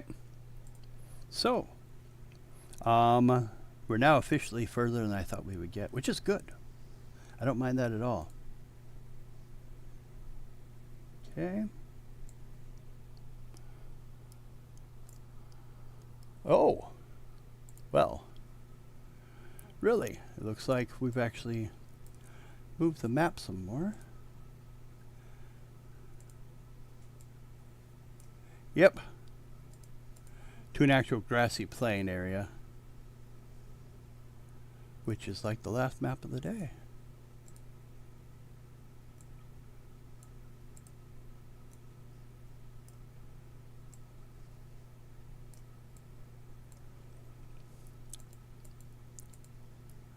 Okay, now where you are, you basically came along to an area where it looks like everything's trampled down.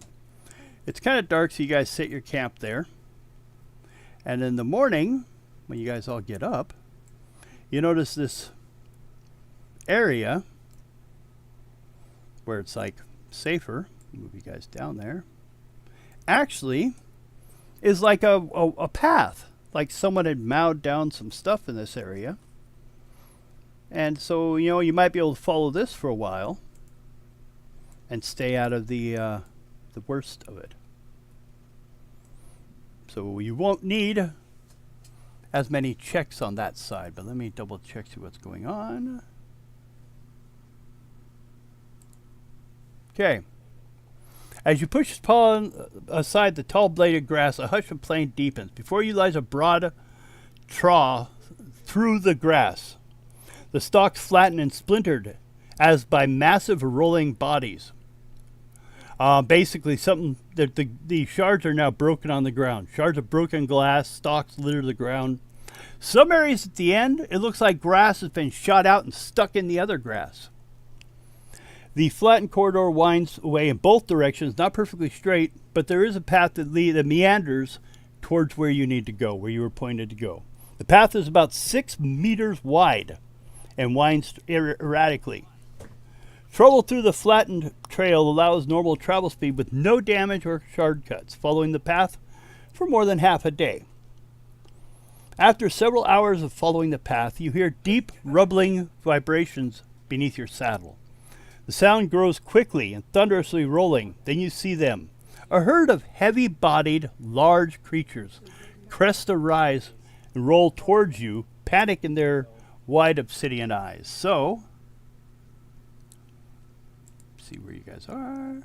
I gotta move this some more.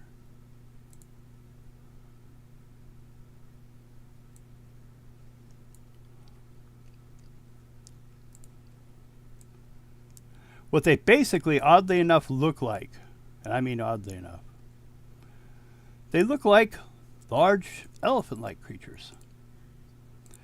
But they don't have so much for the front as an elephant, more of a smaller trunk, but in front of it is what looks like it's holding a roller. Like basically its tusks form into, and there's a block of bone about the size of a, well, about 6, about at least a person tall, if not even a little taller, that it drops its head and rolls this thing along and crushes everything, then eats the grass behind it.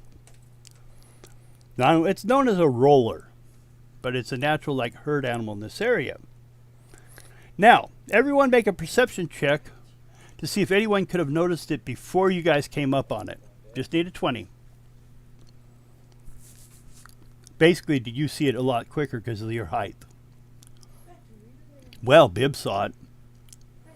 Means you guys can take more action. Darman saw it. I didn't see it. Arya did not see it. Oh, Arya got a 6? Okay. Yeah, she didn't see that. But the rest you did. So, this is another one of those things where it has a passive attack that you guys will have to make what's called a reflex save.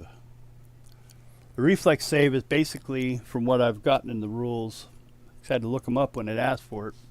I have a DC number, in this case 20, and then yours is based upon, like, okay, what's your reflex, Arya?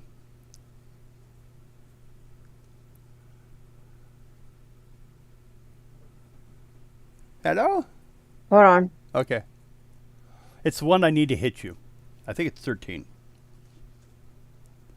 2 hours later. Haha. 12? 12? Okay. That means you have at least 2 points bonus, but also, okay. Okay, it says the reflex bonus is based upon class, level, and dexterity addition. Okay. So what's your class? That doesn't. So your level's 5? 4? I haven't leveled up yet. Okay, so you're still at 4. So Yep. 4, what's your dex bonus? -1. So you have a -1 to your reflex check. So you need, since it says 20 here, you need a 21. Now, when that comes up, because what we're going to do, but you, 2 of you have chance to respond before we get there. So, oh, these ones didn't work right. It's because I spun them around. The roller I put on the front of them went away. It's on the back now for some reason. I won't worry about it. Okay. So, oh, I should put them back where they are. And I should get an initiative for them.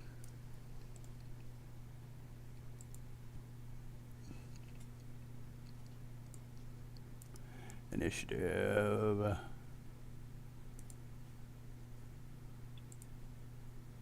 Move you over here.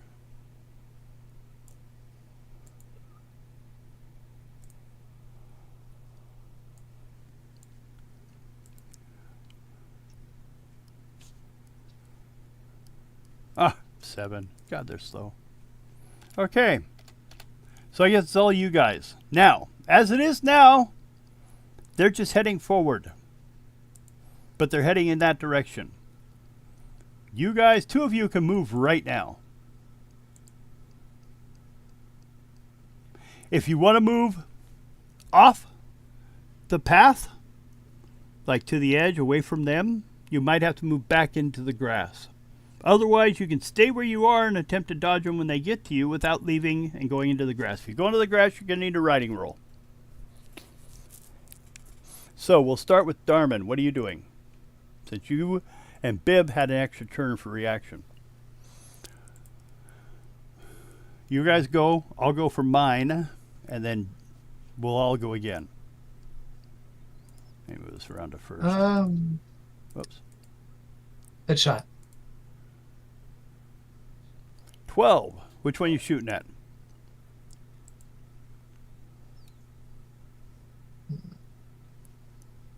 Because you can see him over the grass. That's not a problem.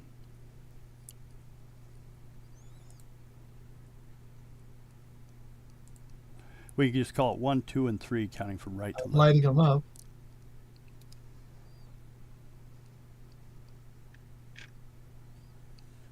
Oh, it was lighting. Damn it. For some reason it scolded me in too far. There we are. How's it that? Oh, hush.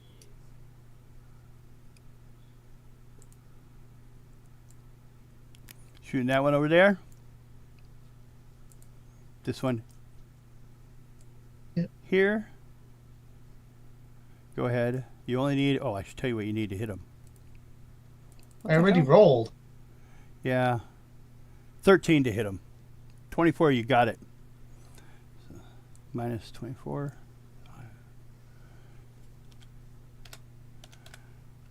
Because I combined these things to create them, because like they're like elephants, but they have a roller in the front. They won't allow me to like select on them now as far as to do the normal thing. So that was the first one. I don't know why it did that. Let me fix that. There. Bib.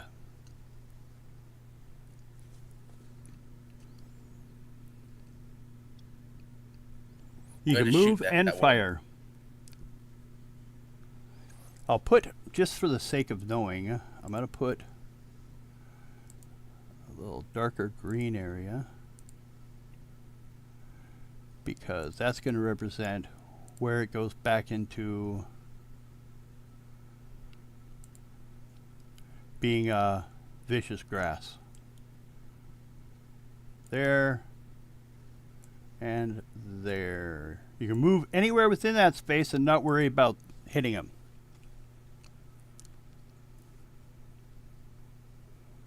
I'm going to move these down to map level.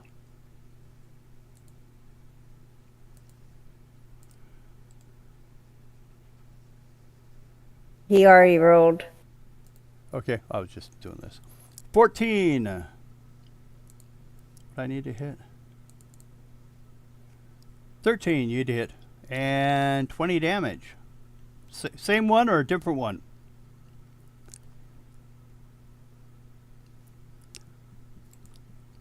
Mike? The one I pinged. I didn't notice that. I was busy doing other things. Which one? 1, 2, or 3? The one on the left, apparently. This one here. Okay, I see it. And you did 20. Number 3.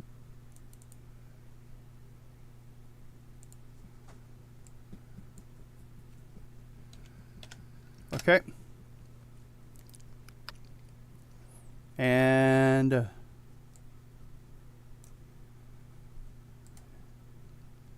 next is Jedi. Now look at me. Okay. That is cool. 14 hit. Oh no, that's Bib. Well armored. Trying to take Bib's talk? No.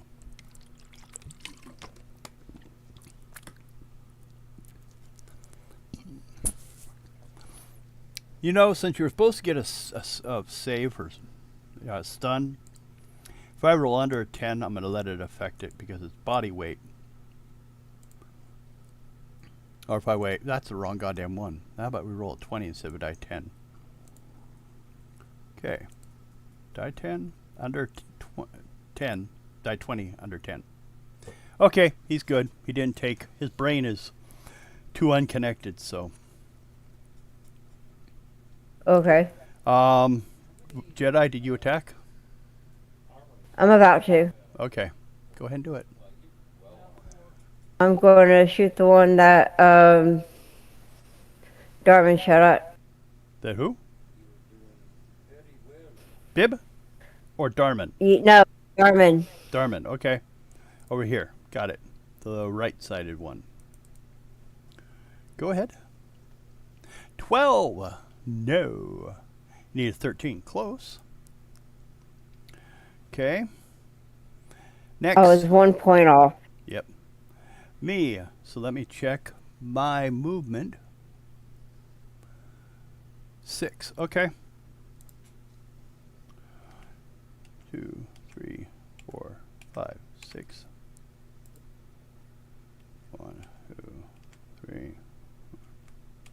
Now, something you're noticing as these things are heading forward, you know where they're rolling over and they're hitting the grass? That grass is shooting forward, kind of like, out of a lawnmower type thing. So, as they get close enough, they're going to start spraying you with grass. With sharp. That's why some of it was stuck into the other sides, is because as they hit it, it just shatters and goes off everywhere, almost like a unintentional ranged weapon. And you'll say it looks like it's going like 2 areas in front of it as far as... No, actually it's like 6 areas. Ooh, getting close. Let me double check here on range. Going from this one... 6 would be 30. So you see where he is now? That's where Yep. he's almost shooting far enough to hit. That's basically how far glass is falling. So... Going back to here, click, click, click. Gotta keep doing this as Darman reminded me. Okay, you may go first. Same one? Well, we'll see if it hits.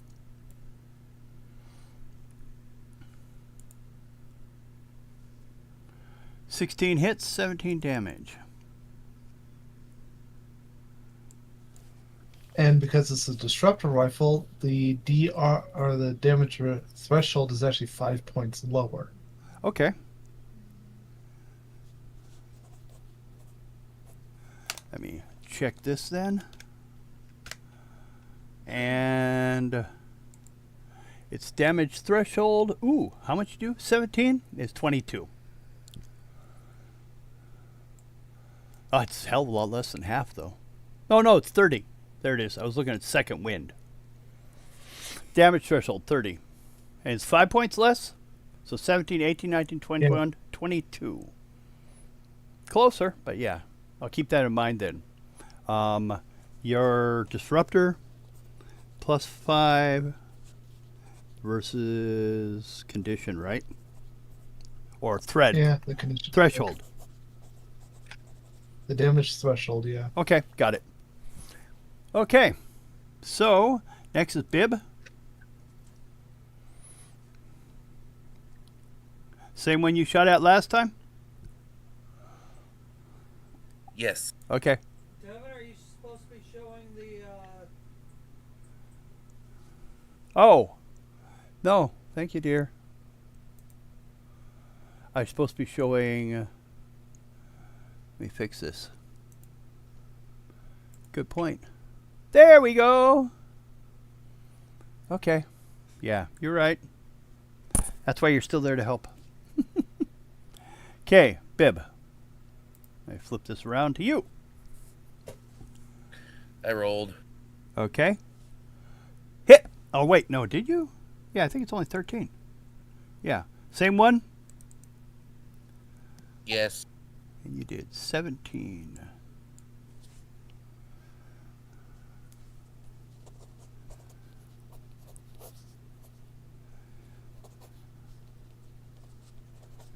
Okay. Getting lower. Not quite there yet, though. Okay. Next is the Jedi. I'm going to go for the one in the middle. Okay.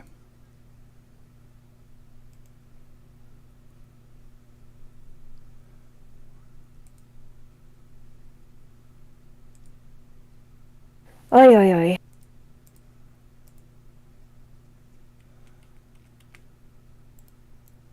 I'm putting the roller back where it belongs. Okay. 5 doesn't count. Okay. I know. I know. I just. Okay. Next is me. 1, Me, 3, me. 4, 5, 6. 2, 3, 4, 5, 6. 2, 3, 4, 5, 6. He looks like he's not going to bother any of you. But I do believe you and your lopper are possibly going to be hit because of that special little thing that does. But let me see if I've got... Do I have a damage set up for him? Attack. The organ. Oh, there we go. Okay, I have something here for rolling for damage to hit. So, on Arya and her lopper. Well, I should do the lopper separate, I guess. 27. You take 14 points damage. And your friend, the lopper, a lot easier to hit than you are.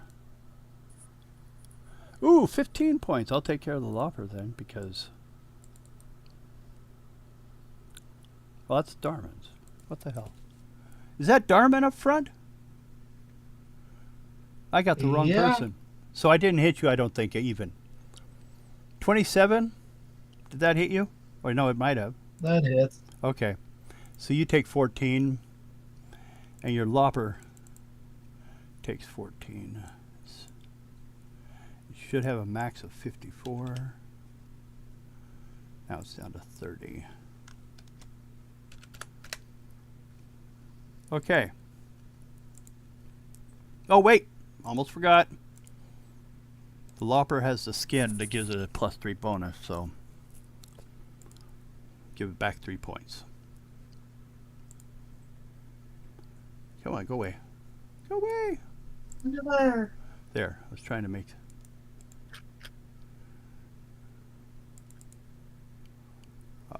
33. Okay. Let me check to see if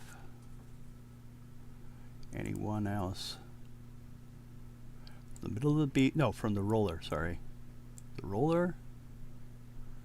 30 feet. Just hits Sabai. But he's on defensive, so... He can't attack, but he's defending himself, so... I should probably move him back. We'll put him over here. I won't make someone else be in the position, though, so... That's it for them. None of the others are close enough. Darman.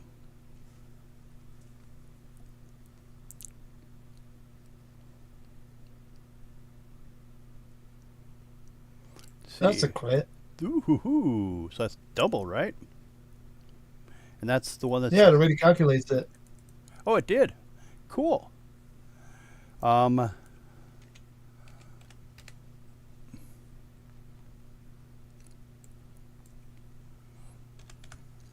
Well, that's close, but not dead yet. They're elephants. They got a lot of skin. Next is Bib. Shooting the same one. Okay. Just need a 13 to hit. 7. You don't hit. Jedi? Arya? Back towards the middle one. Okay.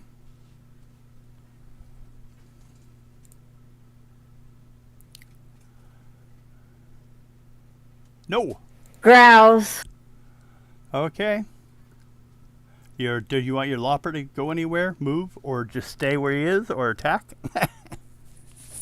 Do you think I'll just let it stay? Okay. Oh, I didn't move for them, did I? No, that was just attack. They already moved last time, right? Or this... Yeah, they moved into range, and that's how you got hit. This one's bugging me because he's pulling a trailer instead of has a roller.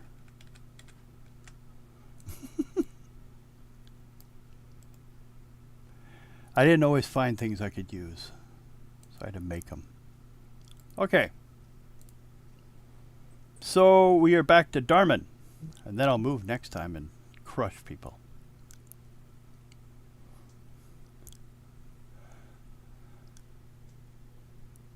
Ooh. I think that. Yep.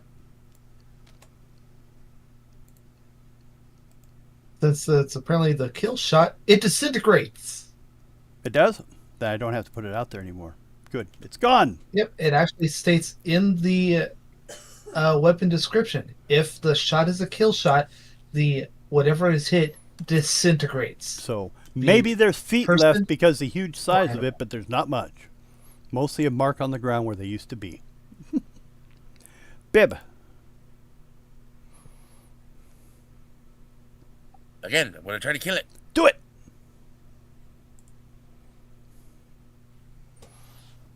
That hits. 24.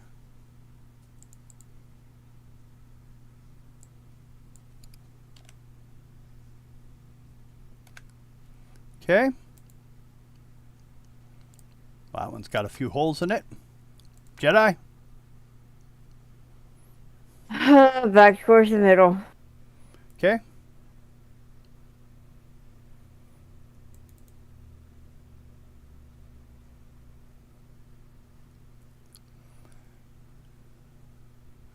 That hits with a 21.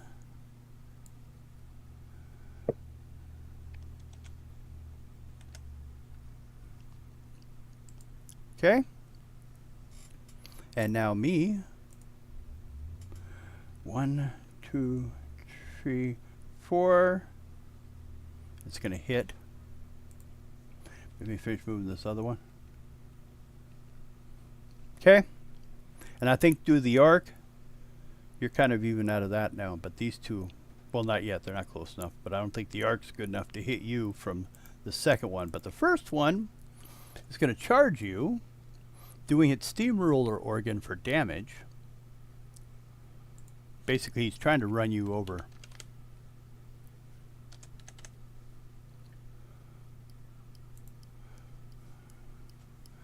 Let's see what this thing does.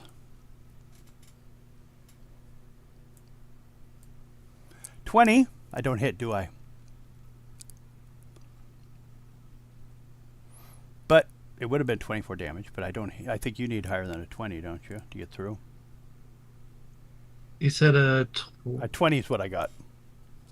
all right. What do I need to hit you usually? Higher than that, right? Oh, 22. Okay, now me also roll, and if I made the roll to hit it, he may have knocked you off of it.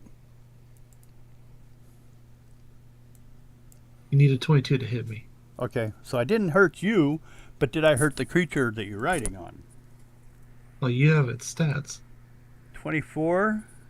So it hits it for 30. Let me see if it can take it. If it can take it, you won't be knocked off. Oh. You have 3 points left, actually. He's taking it and holding. So now if it wants to hit you, it's going to have to back up and charge. It can't even shoot things at you now because it's now been stopped.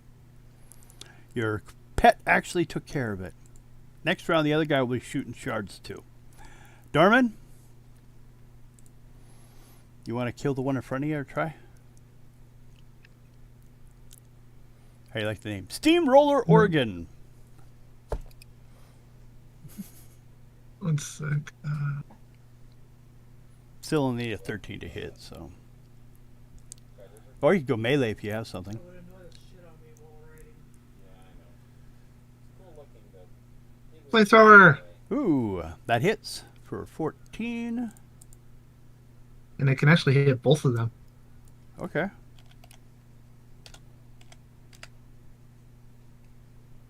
Actually, it's a lot worse than I thought. Okay, and then the other one. Go ahead and roll for that one just to include it. Oh, that one got away with it. The other one is so big it took. Now, actually, though, that's going to be enough. On its turn, it's probably going to try and make a run away. Bib?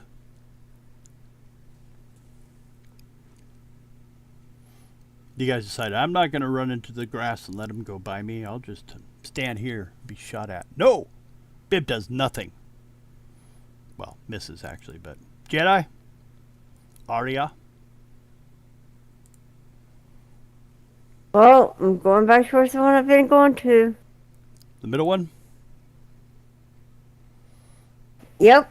Okay, go ahead. Get a 13 at least. And it'll be dead. No, it'll be heard. 7. That's not Damn a it. 13. Weren't you listening to me? No. Okay, my turn. This one decides to go this way. He took too much damage from him, so he's running off on his new path. This one, 3, 4, 5, 6. No one's going to hit physically, but he's going to fire off shards pretty much at everyone. So let's see. First, at Darman. Rolls a 1. 26. Fuck. You take 10 points, though. God, that's not... Oh, shard weapons. Okay. Oh, do a dex save to cut the damage in half. I forgot about that. It's supposed to, it says fortitude, but you got it. Take half damage. So 5 points. You see the glass, huge pieces of glass coming at you, and you dodged it. Okay, next is Arya. Look at how much health I have. Look at the health I have. Arya take. Oh, I'm covering my picture. Oh, I hit her for 18 points. Do you want to try a dex save to cut the damage in half? Yeah. Okay, go ahead.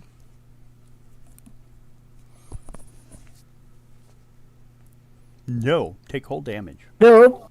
Maybe I'll double it. No, you leaned into the glass. Oh no, it's gonna miss me. You jump up in the air. And then I got 1. And this is multiple pieces of glass. That's why the damage is so much. 1 more.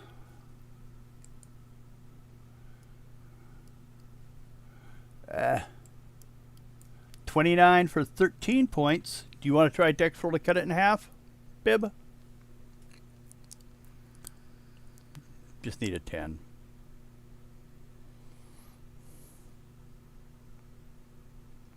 You got it. Half damage, so you take, I'll let you have 5. I try to usually go in the favor of the players. I kill them enough, or try to. Okay. That's the last of that. Darman, you got 1 that's going away. Looks like it don't care anymore, but you have 1 in front of you that hits you with glass.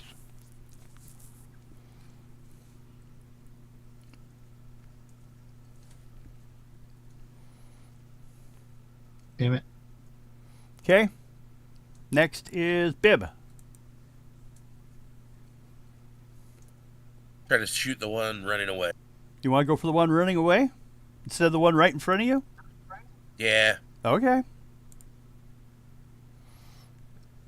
It's like, hey, I want to shoot that one over there, and it dies. But it just falls over because you didn't disintegrate it. You stunned it? That's what it would have been, but god damn it. I'll just make it go away anyways. Okay. And Jedi. I think it's I will shoot the one that's that's left. The middle one it's always been? yeah, Okay. the only one I've been shooting at. Hit it. Come on. They're big. They're elephant-sized creatures. And you still God missed. dang it. Okay. Now, we're not going to have any glass, but we are going to have an impact. So I'm going to run into Bib. Bib's against a steamroller organ. And it's not a piano. It's an organ. Oh. 32 hit 32 with 50 damage. You went down, didn't you? I'm dead. Well, you still have force points, right? Force points? Yeah. I don't know. Let me look. Well, you should. You don't use them. You get As long as you have one, you live. But I make it cost you that 1 for 1. You'll get your points back when you go up a level, which for you is going to be pretty soon. Take off 1 force point and put yourself at 0. You can also try second wind, but you're at 0 unless you try it. Out of curiosity, I'm going to try second wind on this character, see how it works.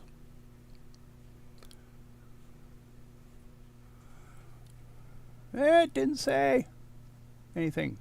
I hit the button. Nope. I don't know what it does. I'll have to look it up. But you're unconscious unless someone helps you. Let's check with your friend, the Lopper. See if he went down too. That's why I was wondering why you didn't shoot the one coming at you. 17, 31. 31 is... Nope. Wrong one. There it is. Oh!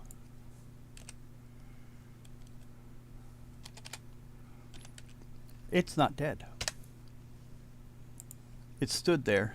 But you got hit enough that although you're probably connected to your saddle, you're laying there. I'm going to say make a dex roll. If you roll under 10, you're actually going to fall off your animal. 10 or under. Or 11, 9 or under then, actually. Because staying on these things was kind of really an issue for you guys crossing, so you might have done more to help keep yourselves up there. Otherwise, I'll put you on the ground. Roll dex. You know, a crit with this steam organ is crushing damage. Because they ran over you. Bib? Bibby. Endurance check, or I'll just have you fall off your horse or your ride.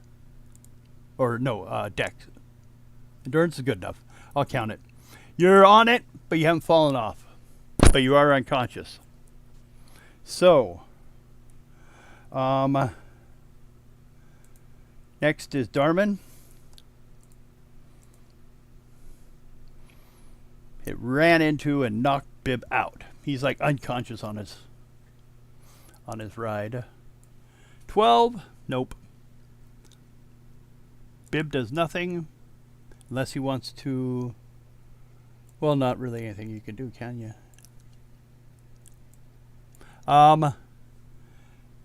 Next is Jedi then. Basically everyone's got to save you so you can save yourself.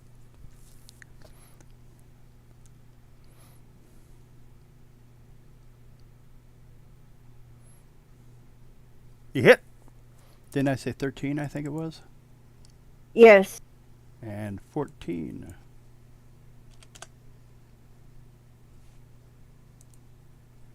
Okay.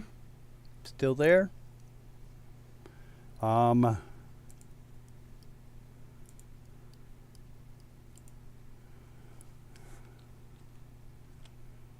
It's going to back up and come forward again. Maybe turn its angle. I'm actually going to say it's turning it a bit.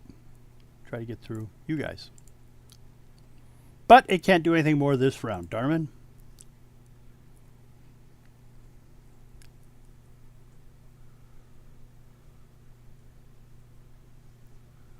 Ooh, 21. 21 damage. Now down to a single digit on numbers. So, next is not Bib, it's Jedi. You gonna try to finish it off? Ah, I think that does it. I'm sure it does, actually. Yeah, it only had 9 points, so it goes away. So, first of all, since everything's kind of gone out of the way, some of you probably want to deal with treat injury. Someone's going to have to start with not doing a treat injury to yourself, We'll allow, since she's not doing anything, Sabai will go over there and try to treat injury. I need over a 15, right? Well, I should pull up her character sheet, I guess. Treat injury.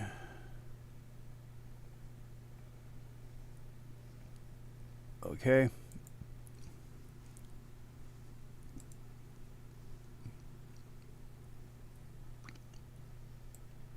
Oh, it didn't help. Someone else want to try to help Bib wake up? I'll try. Okay. So you go over there, see if you can wake up Bib. Bib! Wake up! Go ahead and roll for treat injury. 19! So, what's your level? Well, what's his 4. level? It'd be his healing. So he's level 4 plus. What's your endurance bonus, Bib? I'm level 5. 5. So you got 9 points now. Okay. Darman, did you want to heal yourself any, or are you going to help someone else? I'm gonna heal myself. Okay. You took quite a shot. Oh, I'm not. so you at least get your level and your endurance bonus, but you don't get double. You mean my con bonus? Con bonus, sorry. Yeah, you're absolutely right. So 6 points. So I'm back up. Okay. Now,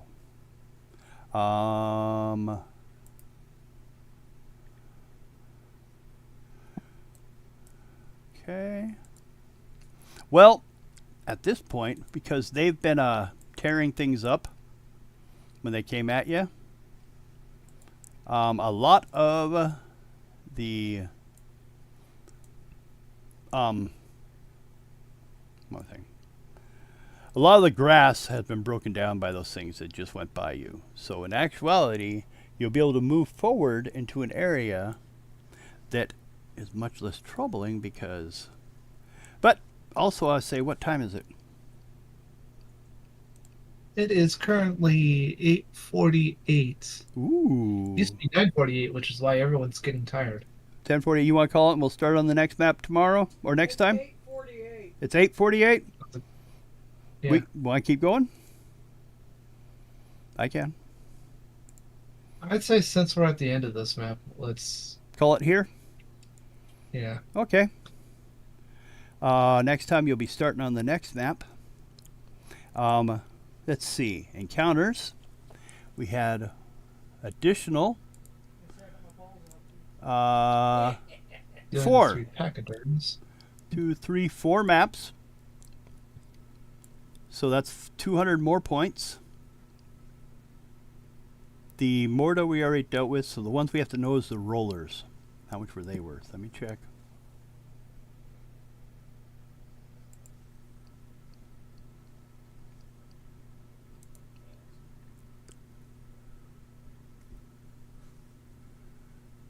Okay, rollers are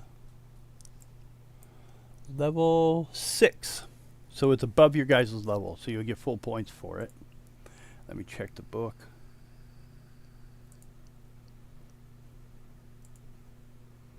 Which usually opens up on the same page.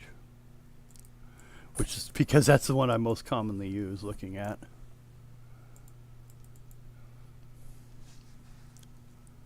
Let's see here. Oh, nope, not that book. Not the module. The game.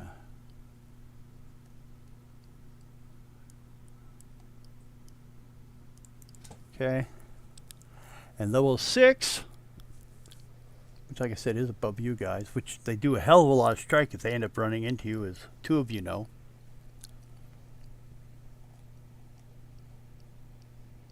Six is 1,200. Now, do we die that among 3, right? 1,200 divided amongst 3 is about 400 apiece. So everyone gets 400 for that. And then you had your 200 for the amount, how far you guys got today. So 600 apiece. Yeah. So, next time we'll actually be on a new map. The blades of grass will be in small clumps here and there, but they're not going to be crossing the entire path like last time. So you won't have to worry so much on that. So, it looks like we're done for now. So, Everyone want to say goodbye? I'll say bye-bye, viewers. We love you. Bye. Laters. Okay, here we go. Next Saturday, we'll have D&D. Wednesday, we'll have Boot Hill Marvel. And Sunday, we should have another one of these. So, see where we end up next time. Bye-bye, everyone.